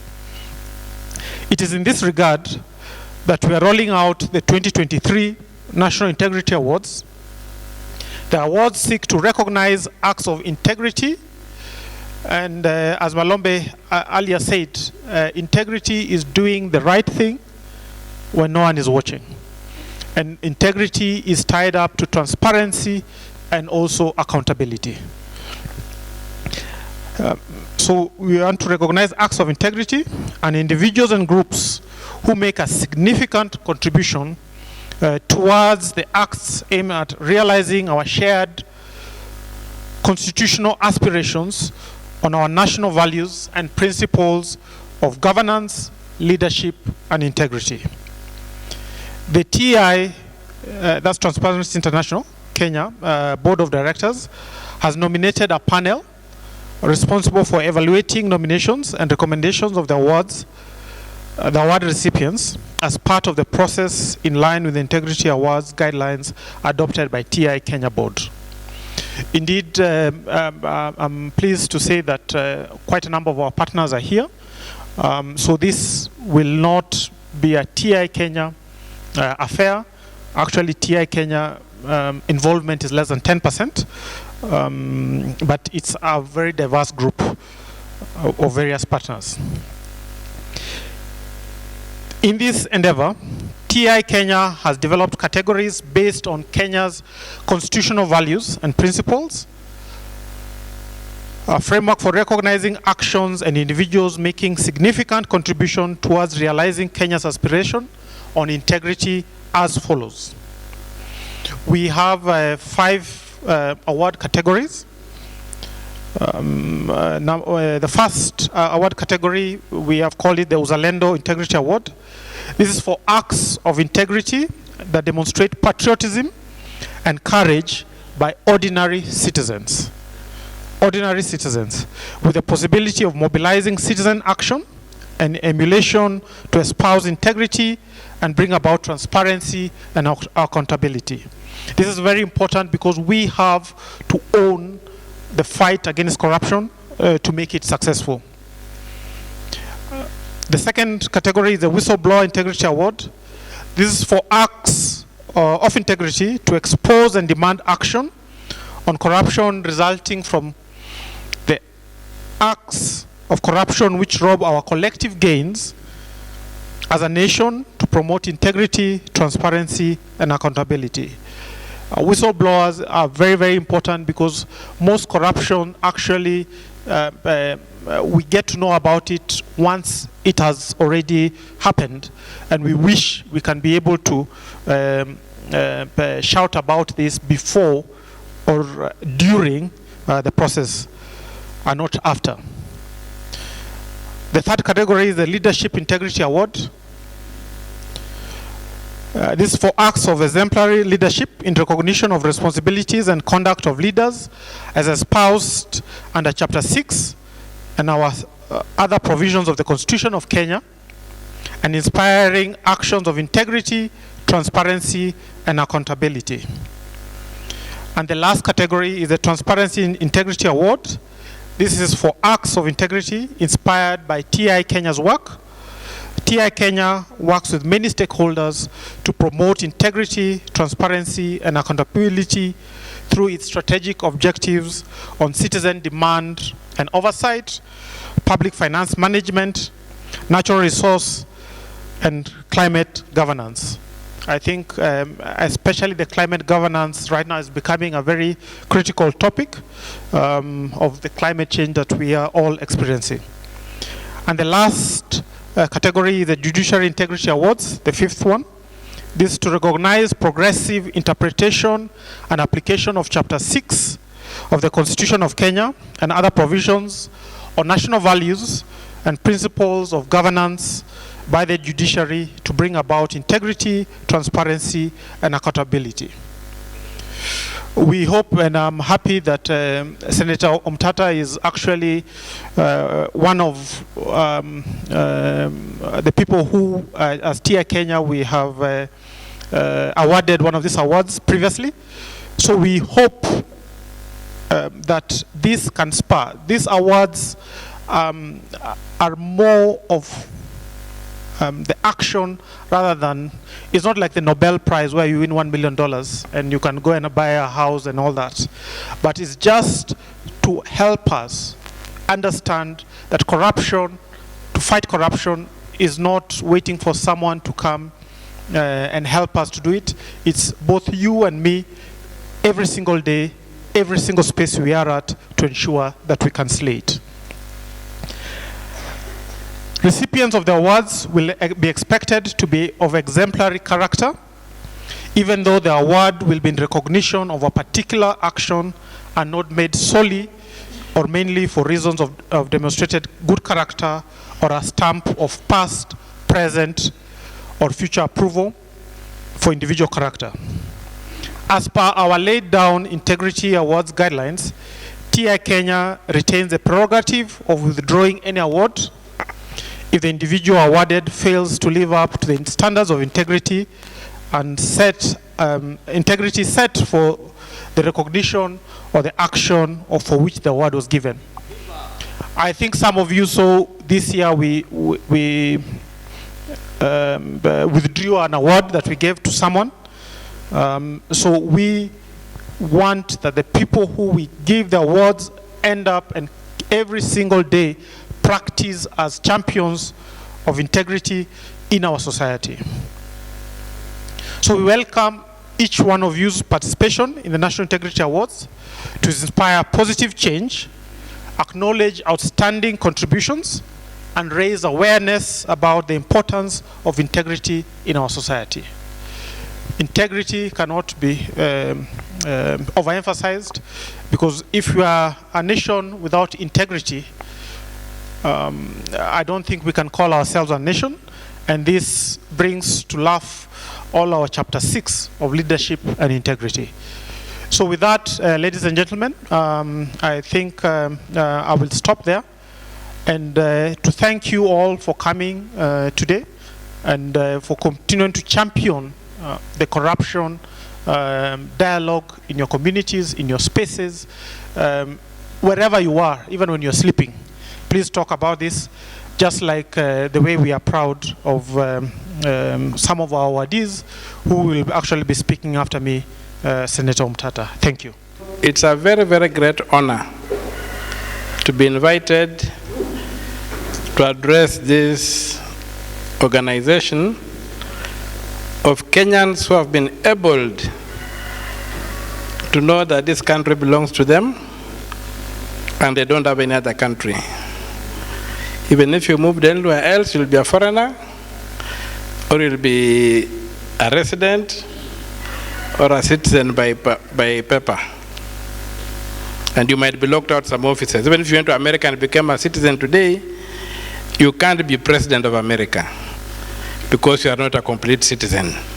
But here, you can be everything. Do you know that? That's why it's very important to protect this space. What's our story? Because I'm one fellow who believes that if you don't have a story, you don't exist. So what's our story? And our story as a people has been shaped by a lot of history that we did not control, that controlled us. My brother talked about Kenya having been started as a private company. It is true. We were never established along the lines of the Westphalian states of Europe, where the people were at the center. We people did not matter. So our story has also been shaped in a very large, a very big proportion by our faith. we are people who are now professing mainly Christian and Islamic faith. The two faiths are basically two sides of the same coin. They trace their origins to Abraham, and they are anchored in the book of Genesis. And so I want to begin in the book of Genesis. And the book of Genesis, we are told that creation took 6 days. On the 6th day, man was created and was shown everything that God had created, which was good, and he was told, you will be in charge of them. And the thing man was told, and when I say man, I mean male and female, is that you will live in paradise. I'll put you in paradise. Again, I'll give you paradise. So he was put in a garden where there was everything. But he was told within this paradise, you will not govern yourself. You will be governed. And he was told there's a law. Thou shalt not do ABCD. So, you find that the rule of law is laid at the foundation of the Judeo-Christian Islamic faiths. That mankind lost paradise when he disobeyed the law. And then I come to a point where I look at it and I look at the temptations, the way they are presented. And you ask yourself, if only Adam and Eve had said no, we would still be in paradise. Isn't it? Do you are believers? That's what we are told to believe. If only Adam and Eve had said no, we would be in paradise. And you run through the same books to Revelation, there's a recurring theme of when to say yes and when to say no. And basically, to God, we are supposed to say yes. To the devil, we are supposed to say no. That runs through the books. So you'll find Abraham says yes, and it's not bad, and it goes through. So if I learn to jump now for the Christianity that I profess, we come to the Christ. The Christ, I'm Catholic, we believe in the Immaculate Conception. The Christ is conceived without blemish. But the devil is not comfortable, he wants to destroy him. So the first way the narratives are told, the devil tries to destroy the Christ when he's a child, through Herod, when he ordered the killing of the children in that area. And an angel of God tells Joseph, take your wife Mary and your child and run to your people in Egypt. So he obeys it and does it, and he goes. And the Christ is saved. So hope, we keep hope alive. Then the Christ comes, and the temptations come. And the devil comes with a new formula. If you denounce God by bowing before me, I'll give you everything. You'll control the world. And from my understanding, if the Christ had said yes, the salvation would have failed. The Christ said no. And there are very many instances that you find in the books where saying no is the game changer. So if we lost paradise because Adam and Eve failed to say no, then we must learn to say no if we want to keep our country. Otherwise, we are going to lose this country. So, when we engage, we give ourselves the Constitution, and that's the law. That in the paradise that God gave us, called Kenya, there is a law. Obey the law and keep paradise. You keep your country. Disobey the law, you will not keep your country. And that's at the foundation of what motivates me. That the thing that is killing this country is disregard for the rule of law. Corruption is theft. In fact, I don't even like the word corruption. I don't use it myself. It mischaracterizes the problem, makes it sexy and desirable.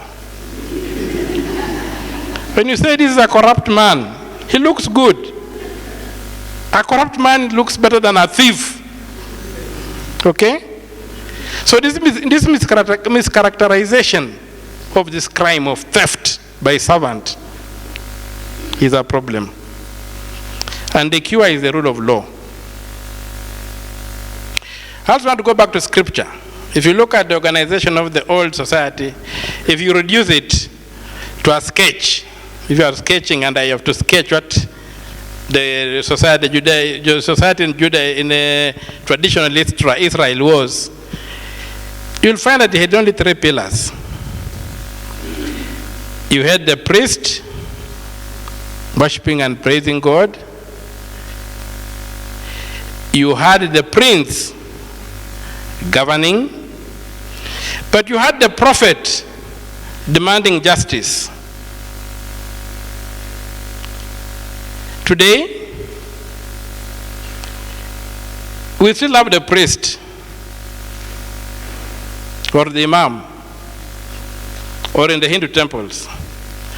But most of the time, and they do very well, they praise God. They worship God. And so, the priestly church, if I may call it, that is defined by elaborate cathedrals, Holy Family Basilica, All Saints Cathedral, the major Sitam. There are so many big, elaborate and beautiful places of worship, Jamia Mosque, what have you, very beautiful. They are all praising God and are doing a good thing. But I ask myself, where is the prophetic voice? Yet God told us we are created in His image and likeness. And the closest I can get to God is by looking at you, not at the skies. And if I have to worship God, I have to worship God in you, not in the skies. So when you are being destroyed by bad policies, by bad governance, and here I am in a beautiful cathedral, in a beautiful mosque, burning incense, or singing mashairi, then are we worshiping God?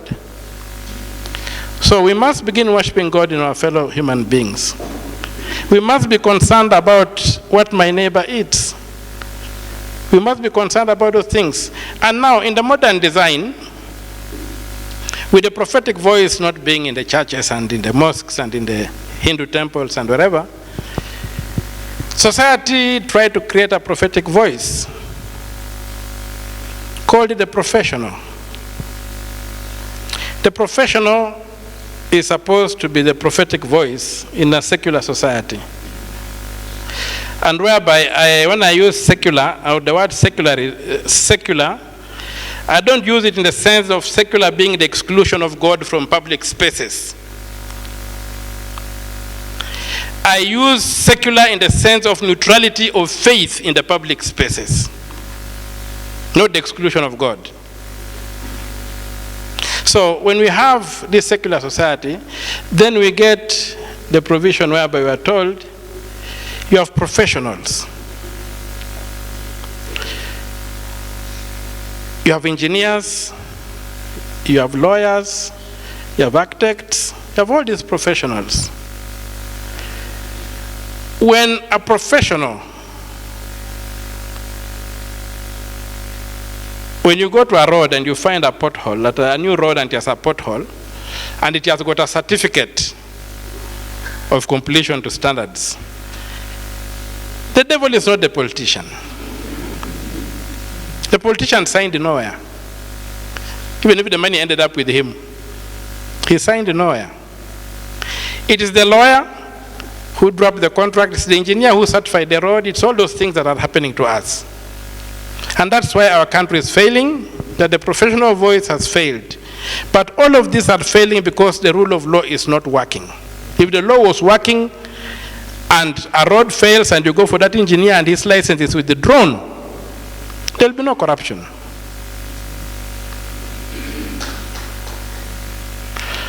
If a contract has been drawn that results in a country losing out,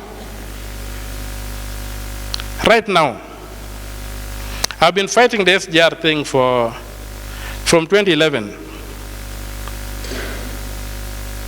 Recently, the Supreme Court overturned my victory in the Court of Appeal and even insulted me, called me names, which I'm going to walk into the offices of each of those judges and ask them, why are you insulting me?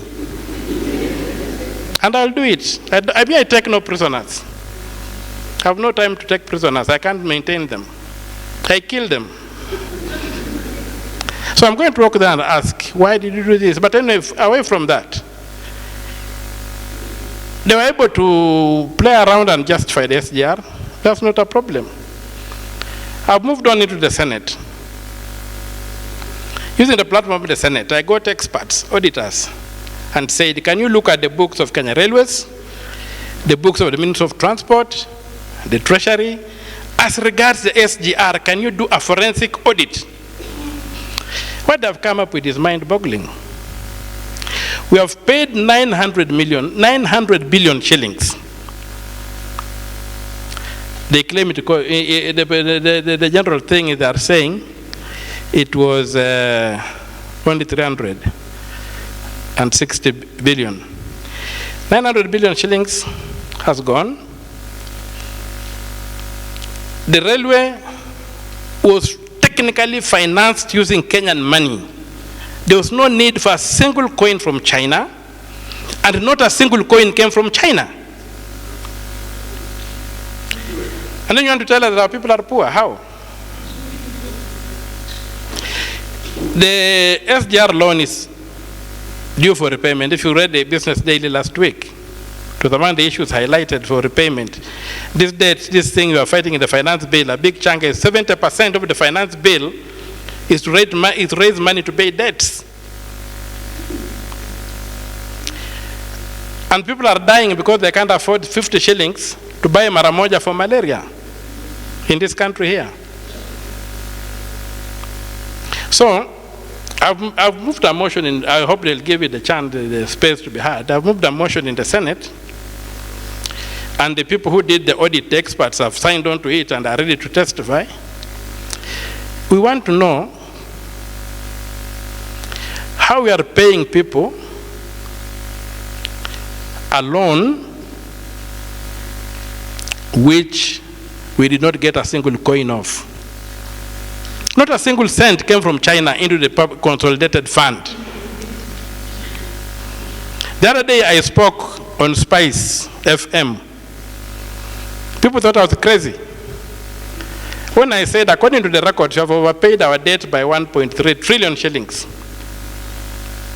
They thought I was crazy. But if you are smart enough, you would have realized that I was not condemned by any authority. It is gospel truth.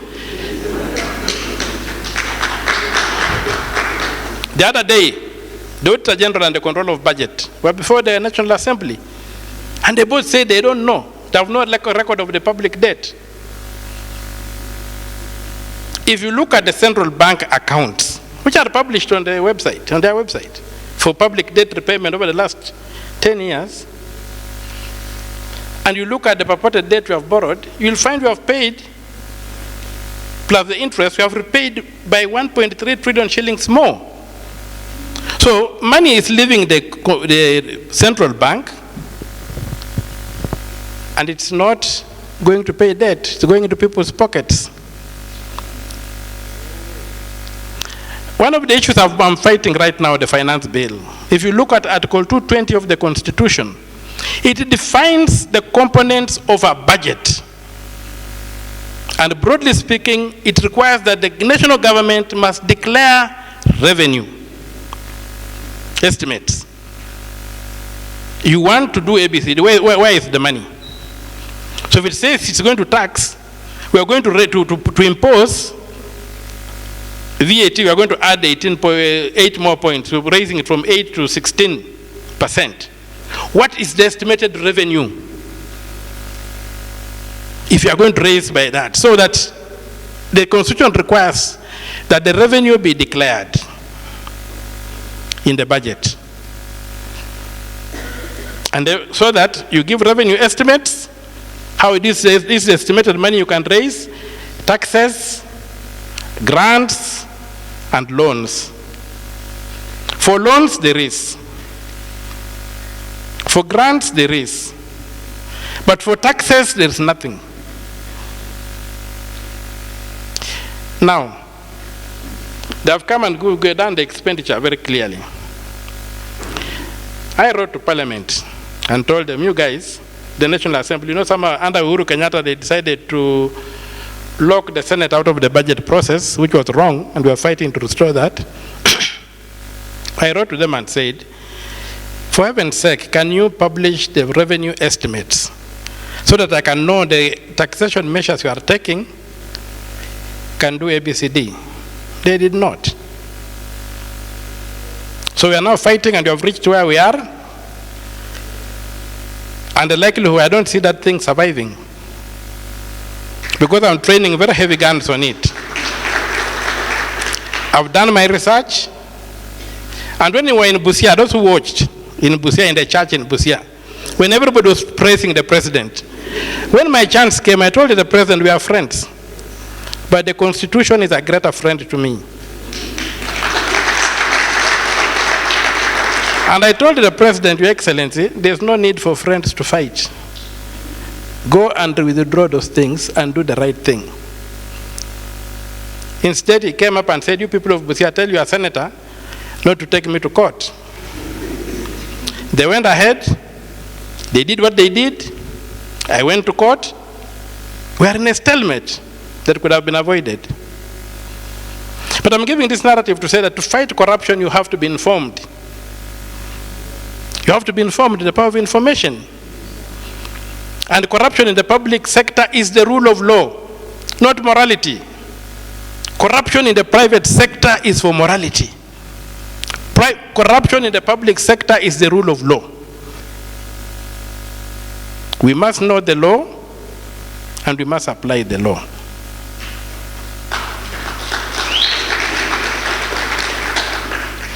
And the reason they don't publish revenue estimates from taxation is very simple. The law only allows the national government to borrow to do development. So if they were to show that their taxes will generate so much, then they would end up with a deficit for some of their recurrent expenditure, which would require borrowing. So they hide that, so that after the budget is passed, they can borrow from the domestic market to finance their current expenditure through these things called the treasury bills. Those are the things that are undermining the paradise we call Kenya. We're undermining the law. We have also laws that are there. You've got this thing called the IMF Act. Take your time, go look at it. Hold the Constitution of Kenya in one hand and hold the IMF Act in the other hand. It's arrant nonsense. It's a tool for neo-colonization through the economic control of the republic.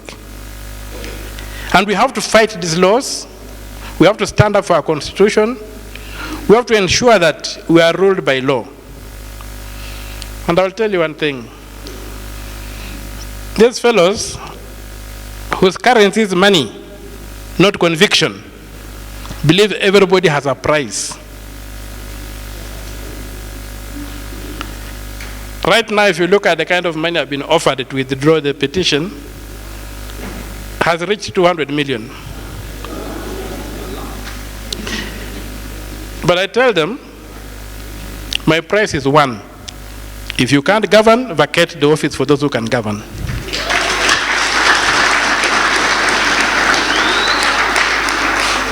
I'm not taking a coin.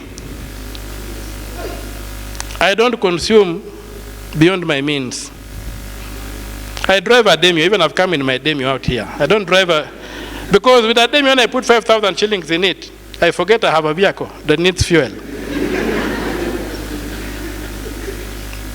You see that? So, let us stand up for this country. And the question of public debt. When Kibaki left, our public debt stood about 2.4 billion US dollars, 2.4 trillion Kenya shillings. When Uhuru left, it was nearing 8.4. It is now past 10 trillion.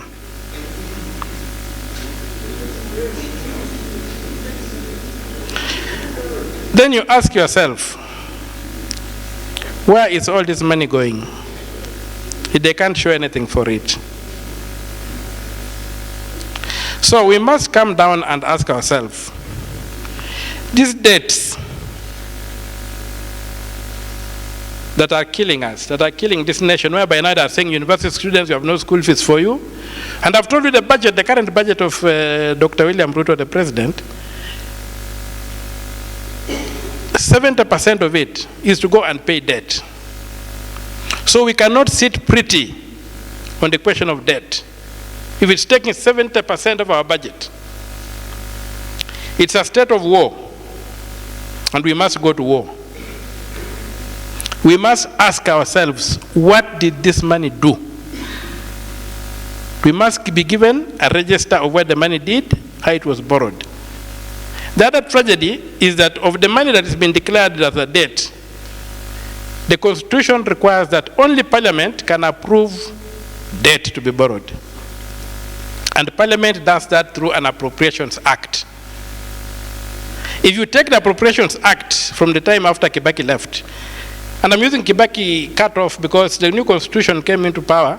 This was the first government that was really full with the new Constitution in 2013, when you got the devolution and what have you. So when you begin the Appropriations Acts for the 10 years of Uhuru, you find that the real debt that Parliament approved is half what the Treasury has published. So who authorized this debt? And if it was not authorized by Parliament, do we have to pay it?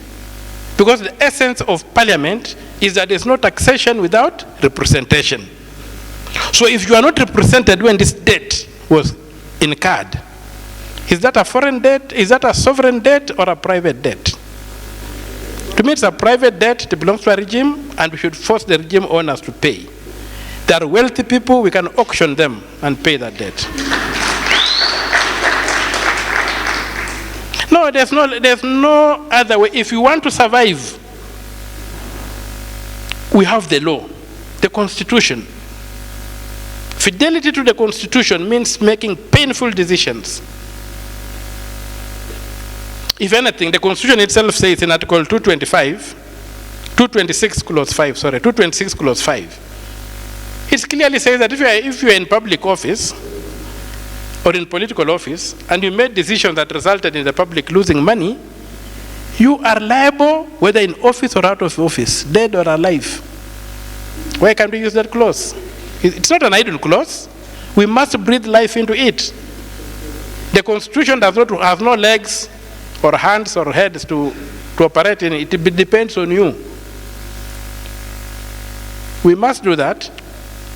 And we must, if we go back to history, the doctrine of odious debt when the America and the US kicked Spain out of Cuba, and Spain had muscled Cuba with a lot of debts, the Americans rejected. That's when the doctrine of odious debt came up. It says these were debts by the Spaniards for the benefit of Spaniards, for the use of Spaniards. How do the Cubans pay? The same principle must apply, that the debt issue has to be dealt with. Those who are lending know very well that Kenya is a republic. And a republic basically means a government of laws, not of men. It's a government of laws. So if we are a republic, and we have got a constitution, and it says this is how you can borrow money in Kenya, or lend money to Kenyans, and you go ahead and lend, then this time where we should tell the Jubilee regime, those who own the Jubilee regime, and now those who own Kenya Kwanza, because they are maintaining the same trajectory, can you go and talk with the Chinese in Beijing and sort out your issues? And leave us alone. Because if we don't do that, the debt is going to kill us. We have no country, and the debt is a result of violating the law. I don't know if you get the importance of the law in the order of things. So I want us to be very, very keen on how we engage with this thing called corruption, which I call theft. The Eurobond, when it happened, I did not know about it. Somebody very knowledgeable, a young man, he comes from Nyeri, came to me and said, can I have a chat with you? That was in 2015. And they said, okay, what's the chat about? He began discussing things I did not understand. So I said, can you treat me like a nursery school kid? And unpackage this thing in the language as if you are teaching a baby. Then in the many words he said, he told me, you know, these people went to borrow money, the Eurobond, to finance ABCD. But after they borrowed the Eurobond, they kept it offshore. It didn't come in here. But they came back to the local market through the banks and whatever, and issued treasury bills and raised enough money to balance the budget. So they borrowed twice. They kept the money, they became billionaires. Here we are. You saw the Panama Papers, for those who are curious. You saw the names mentioned there. None of them works outside this country. None of them has got business enterprises that are making millions out of dollars out of this country.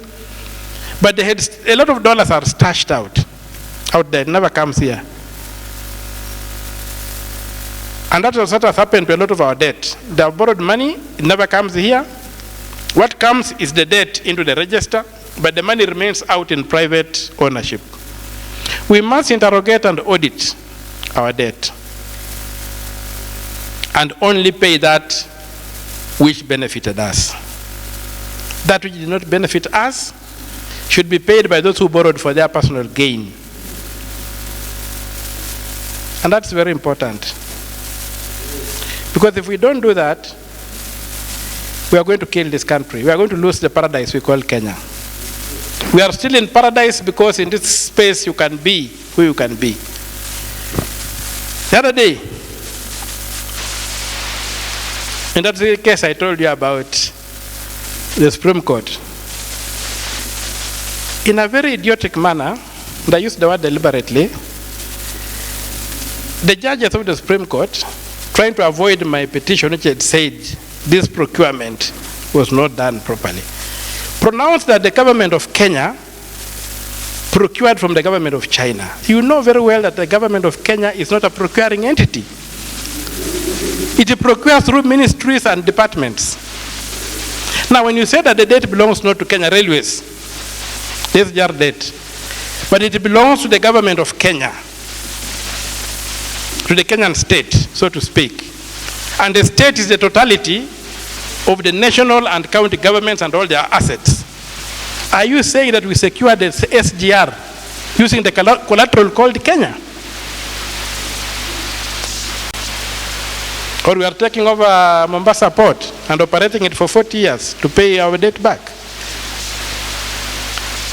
That's how people can become idiotic in their offices and make pronouncements without, and I'm using the word deliberately, and I'm ready to defend myself anywhere. It was an idiotic decision.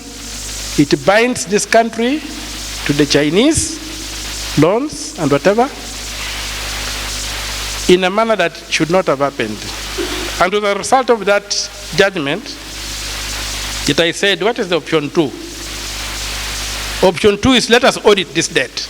Let us audit the SGR accounts. And we were surprised to find that we don't owe the Chinese anything. And so the records that say we owe the Chinese money have to be demolished. And so I filed it in the Senate. It has not been given a date in the House. But I want all these people to come and we ask them questions. What happens? How come these figures? And these are government figures. These are government figures. The Supreme Court told me last time I could not use documents given to me by Transparency International because I'm not Transparency International. I could not use documents given to me by NEMA because NEMA was not the author of those documents and he had not received those documents for purposes of giving them to Omtata. That is arrant nonsense. And that's why I'm telling you this, because we are facing a situation whereby a court in this country has become rogue. It has become rogue. It is doing things that are not in the public interest. The other time after the presidential elections, one of the judges went to Twitter to begin threatening me. And I exposed him. Now, 5 judges have sat and in their judgment insulted me as a gun for hire. So those kind of things for me are things we must resist.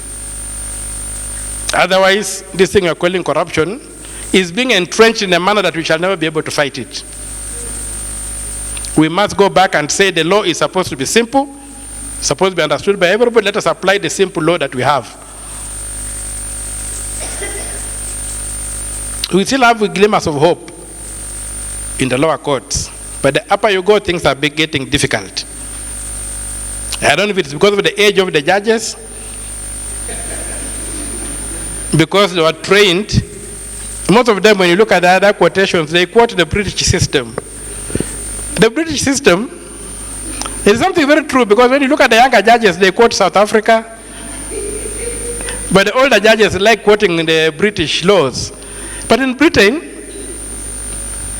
the courts only exist to do what? To determine the intention of Parliament. What was the intention of Parliament when it was doing this? The only time you have seen them try to strike out a decision by Parliament is when somebody sues them against the European Constitution.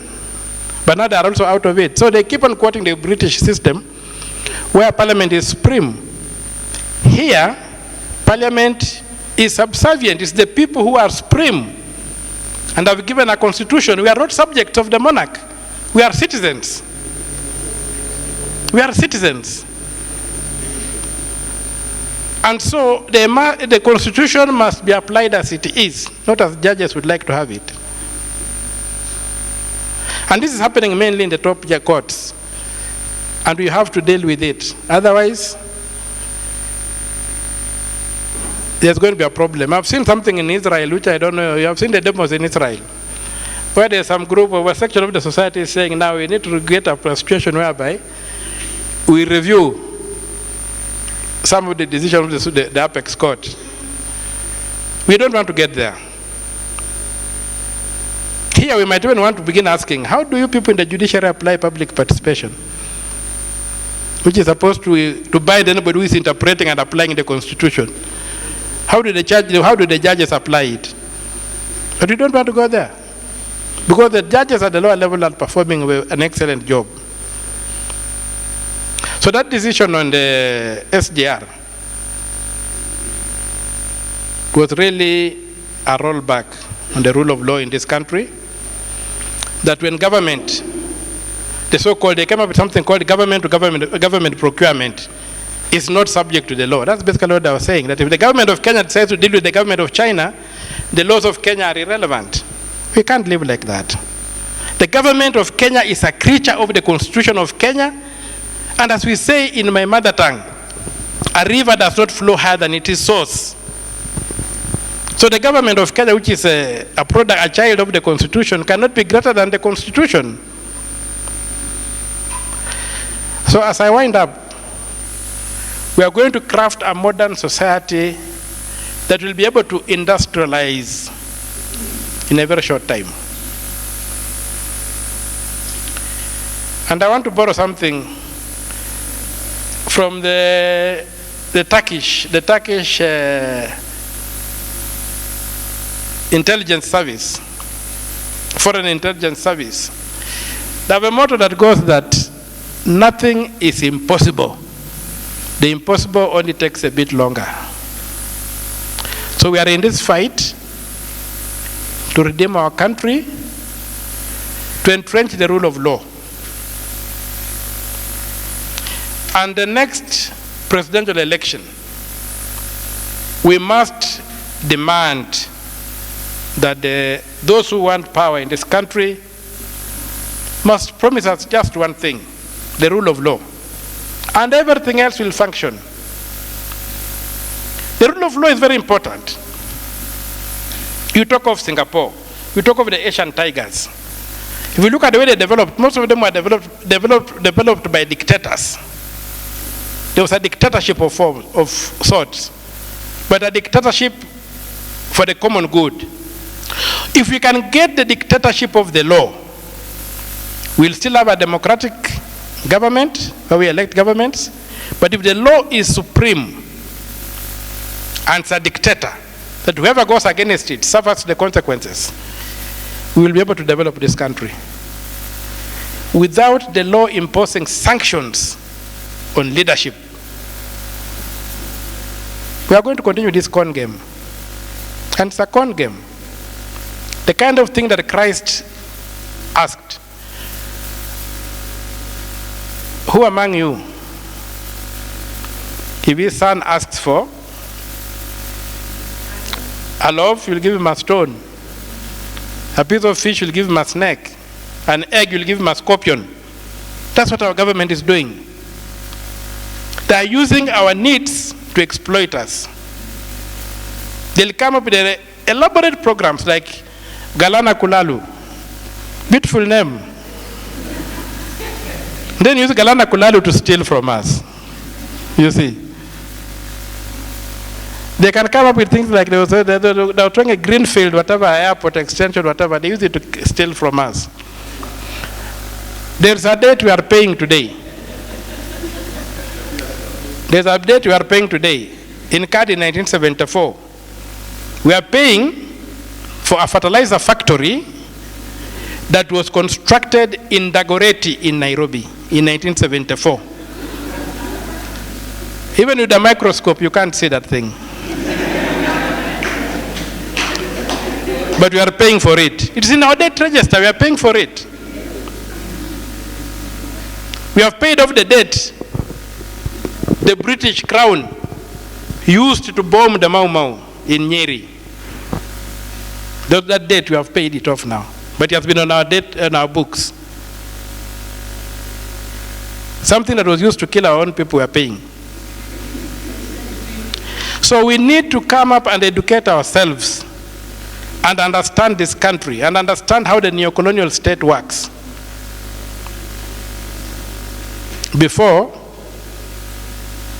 we ask ourselves, why did the rain begin beating us?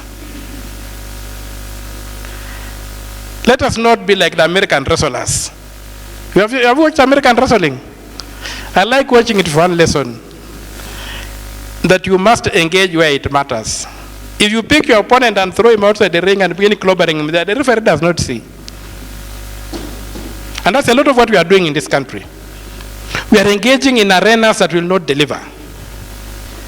Let us find it in ourselves to realize that we have got no other country but this one, and this country is the paradise that we have, and the only thing we need to do to keep it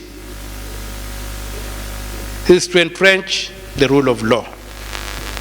The rule of law, the rule of law, the rule of law, and all else shall fall in place. Thank you very much, and may God bless us.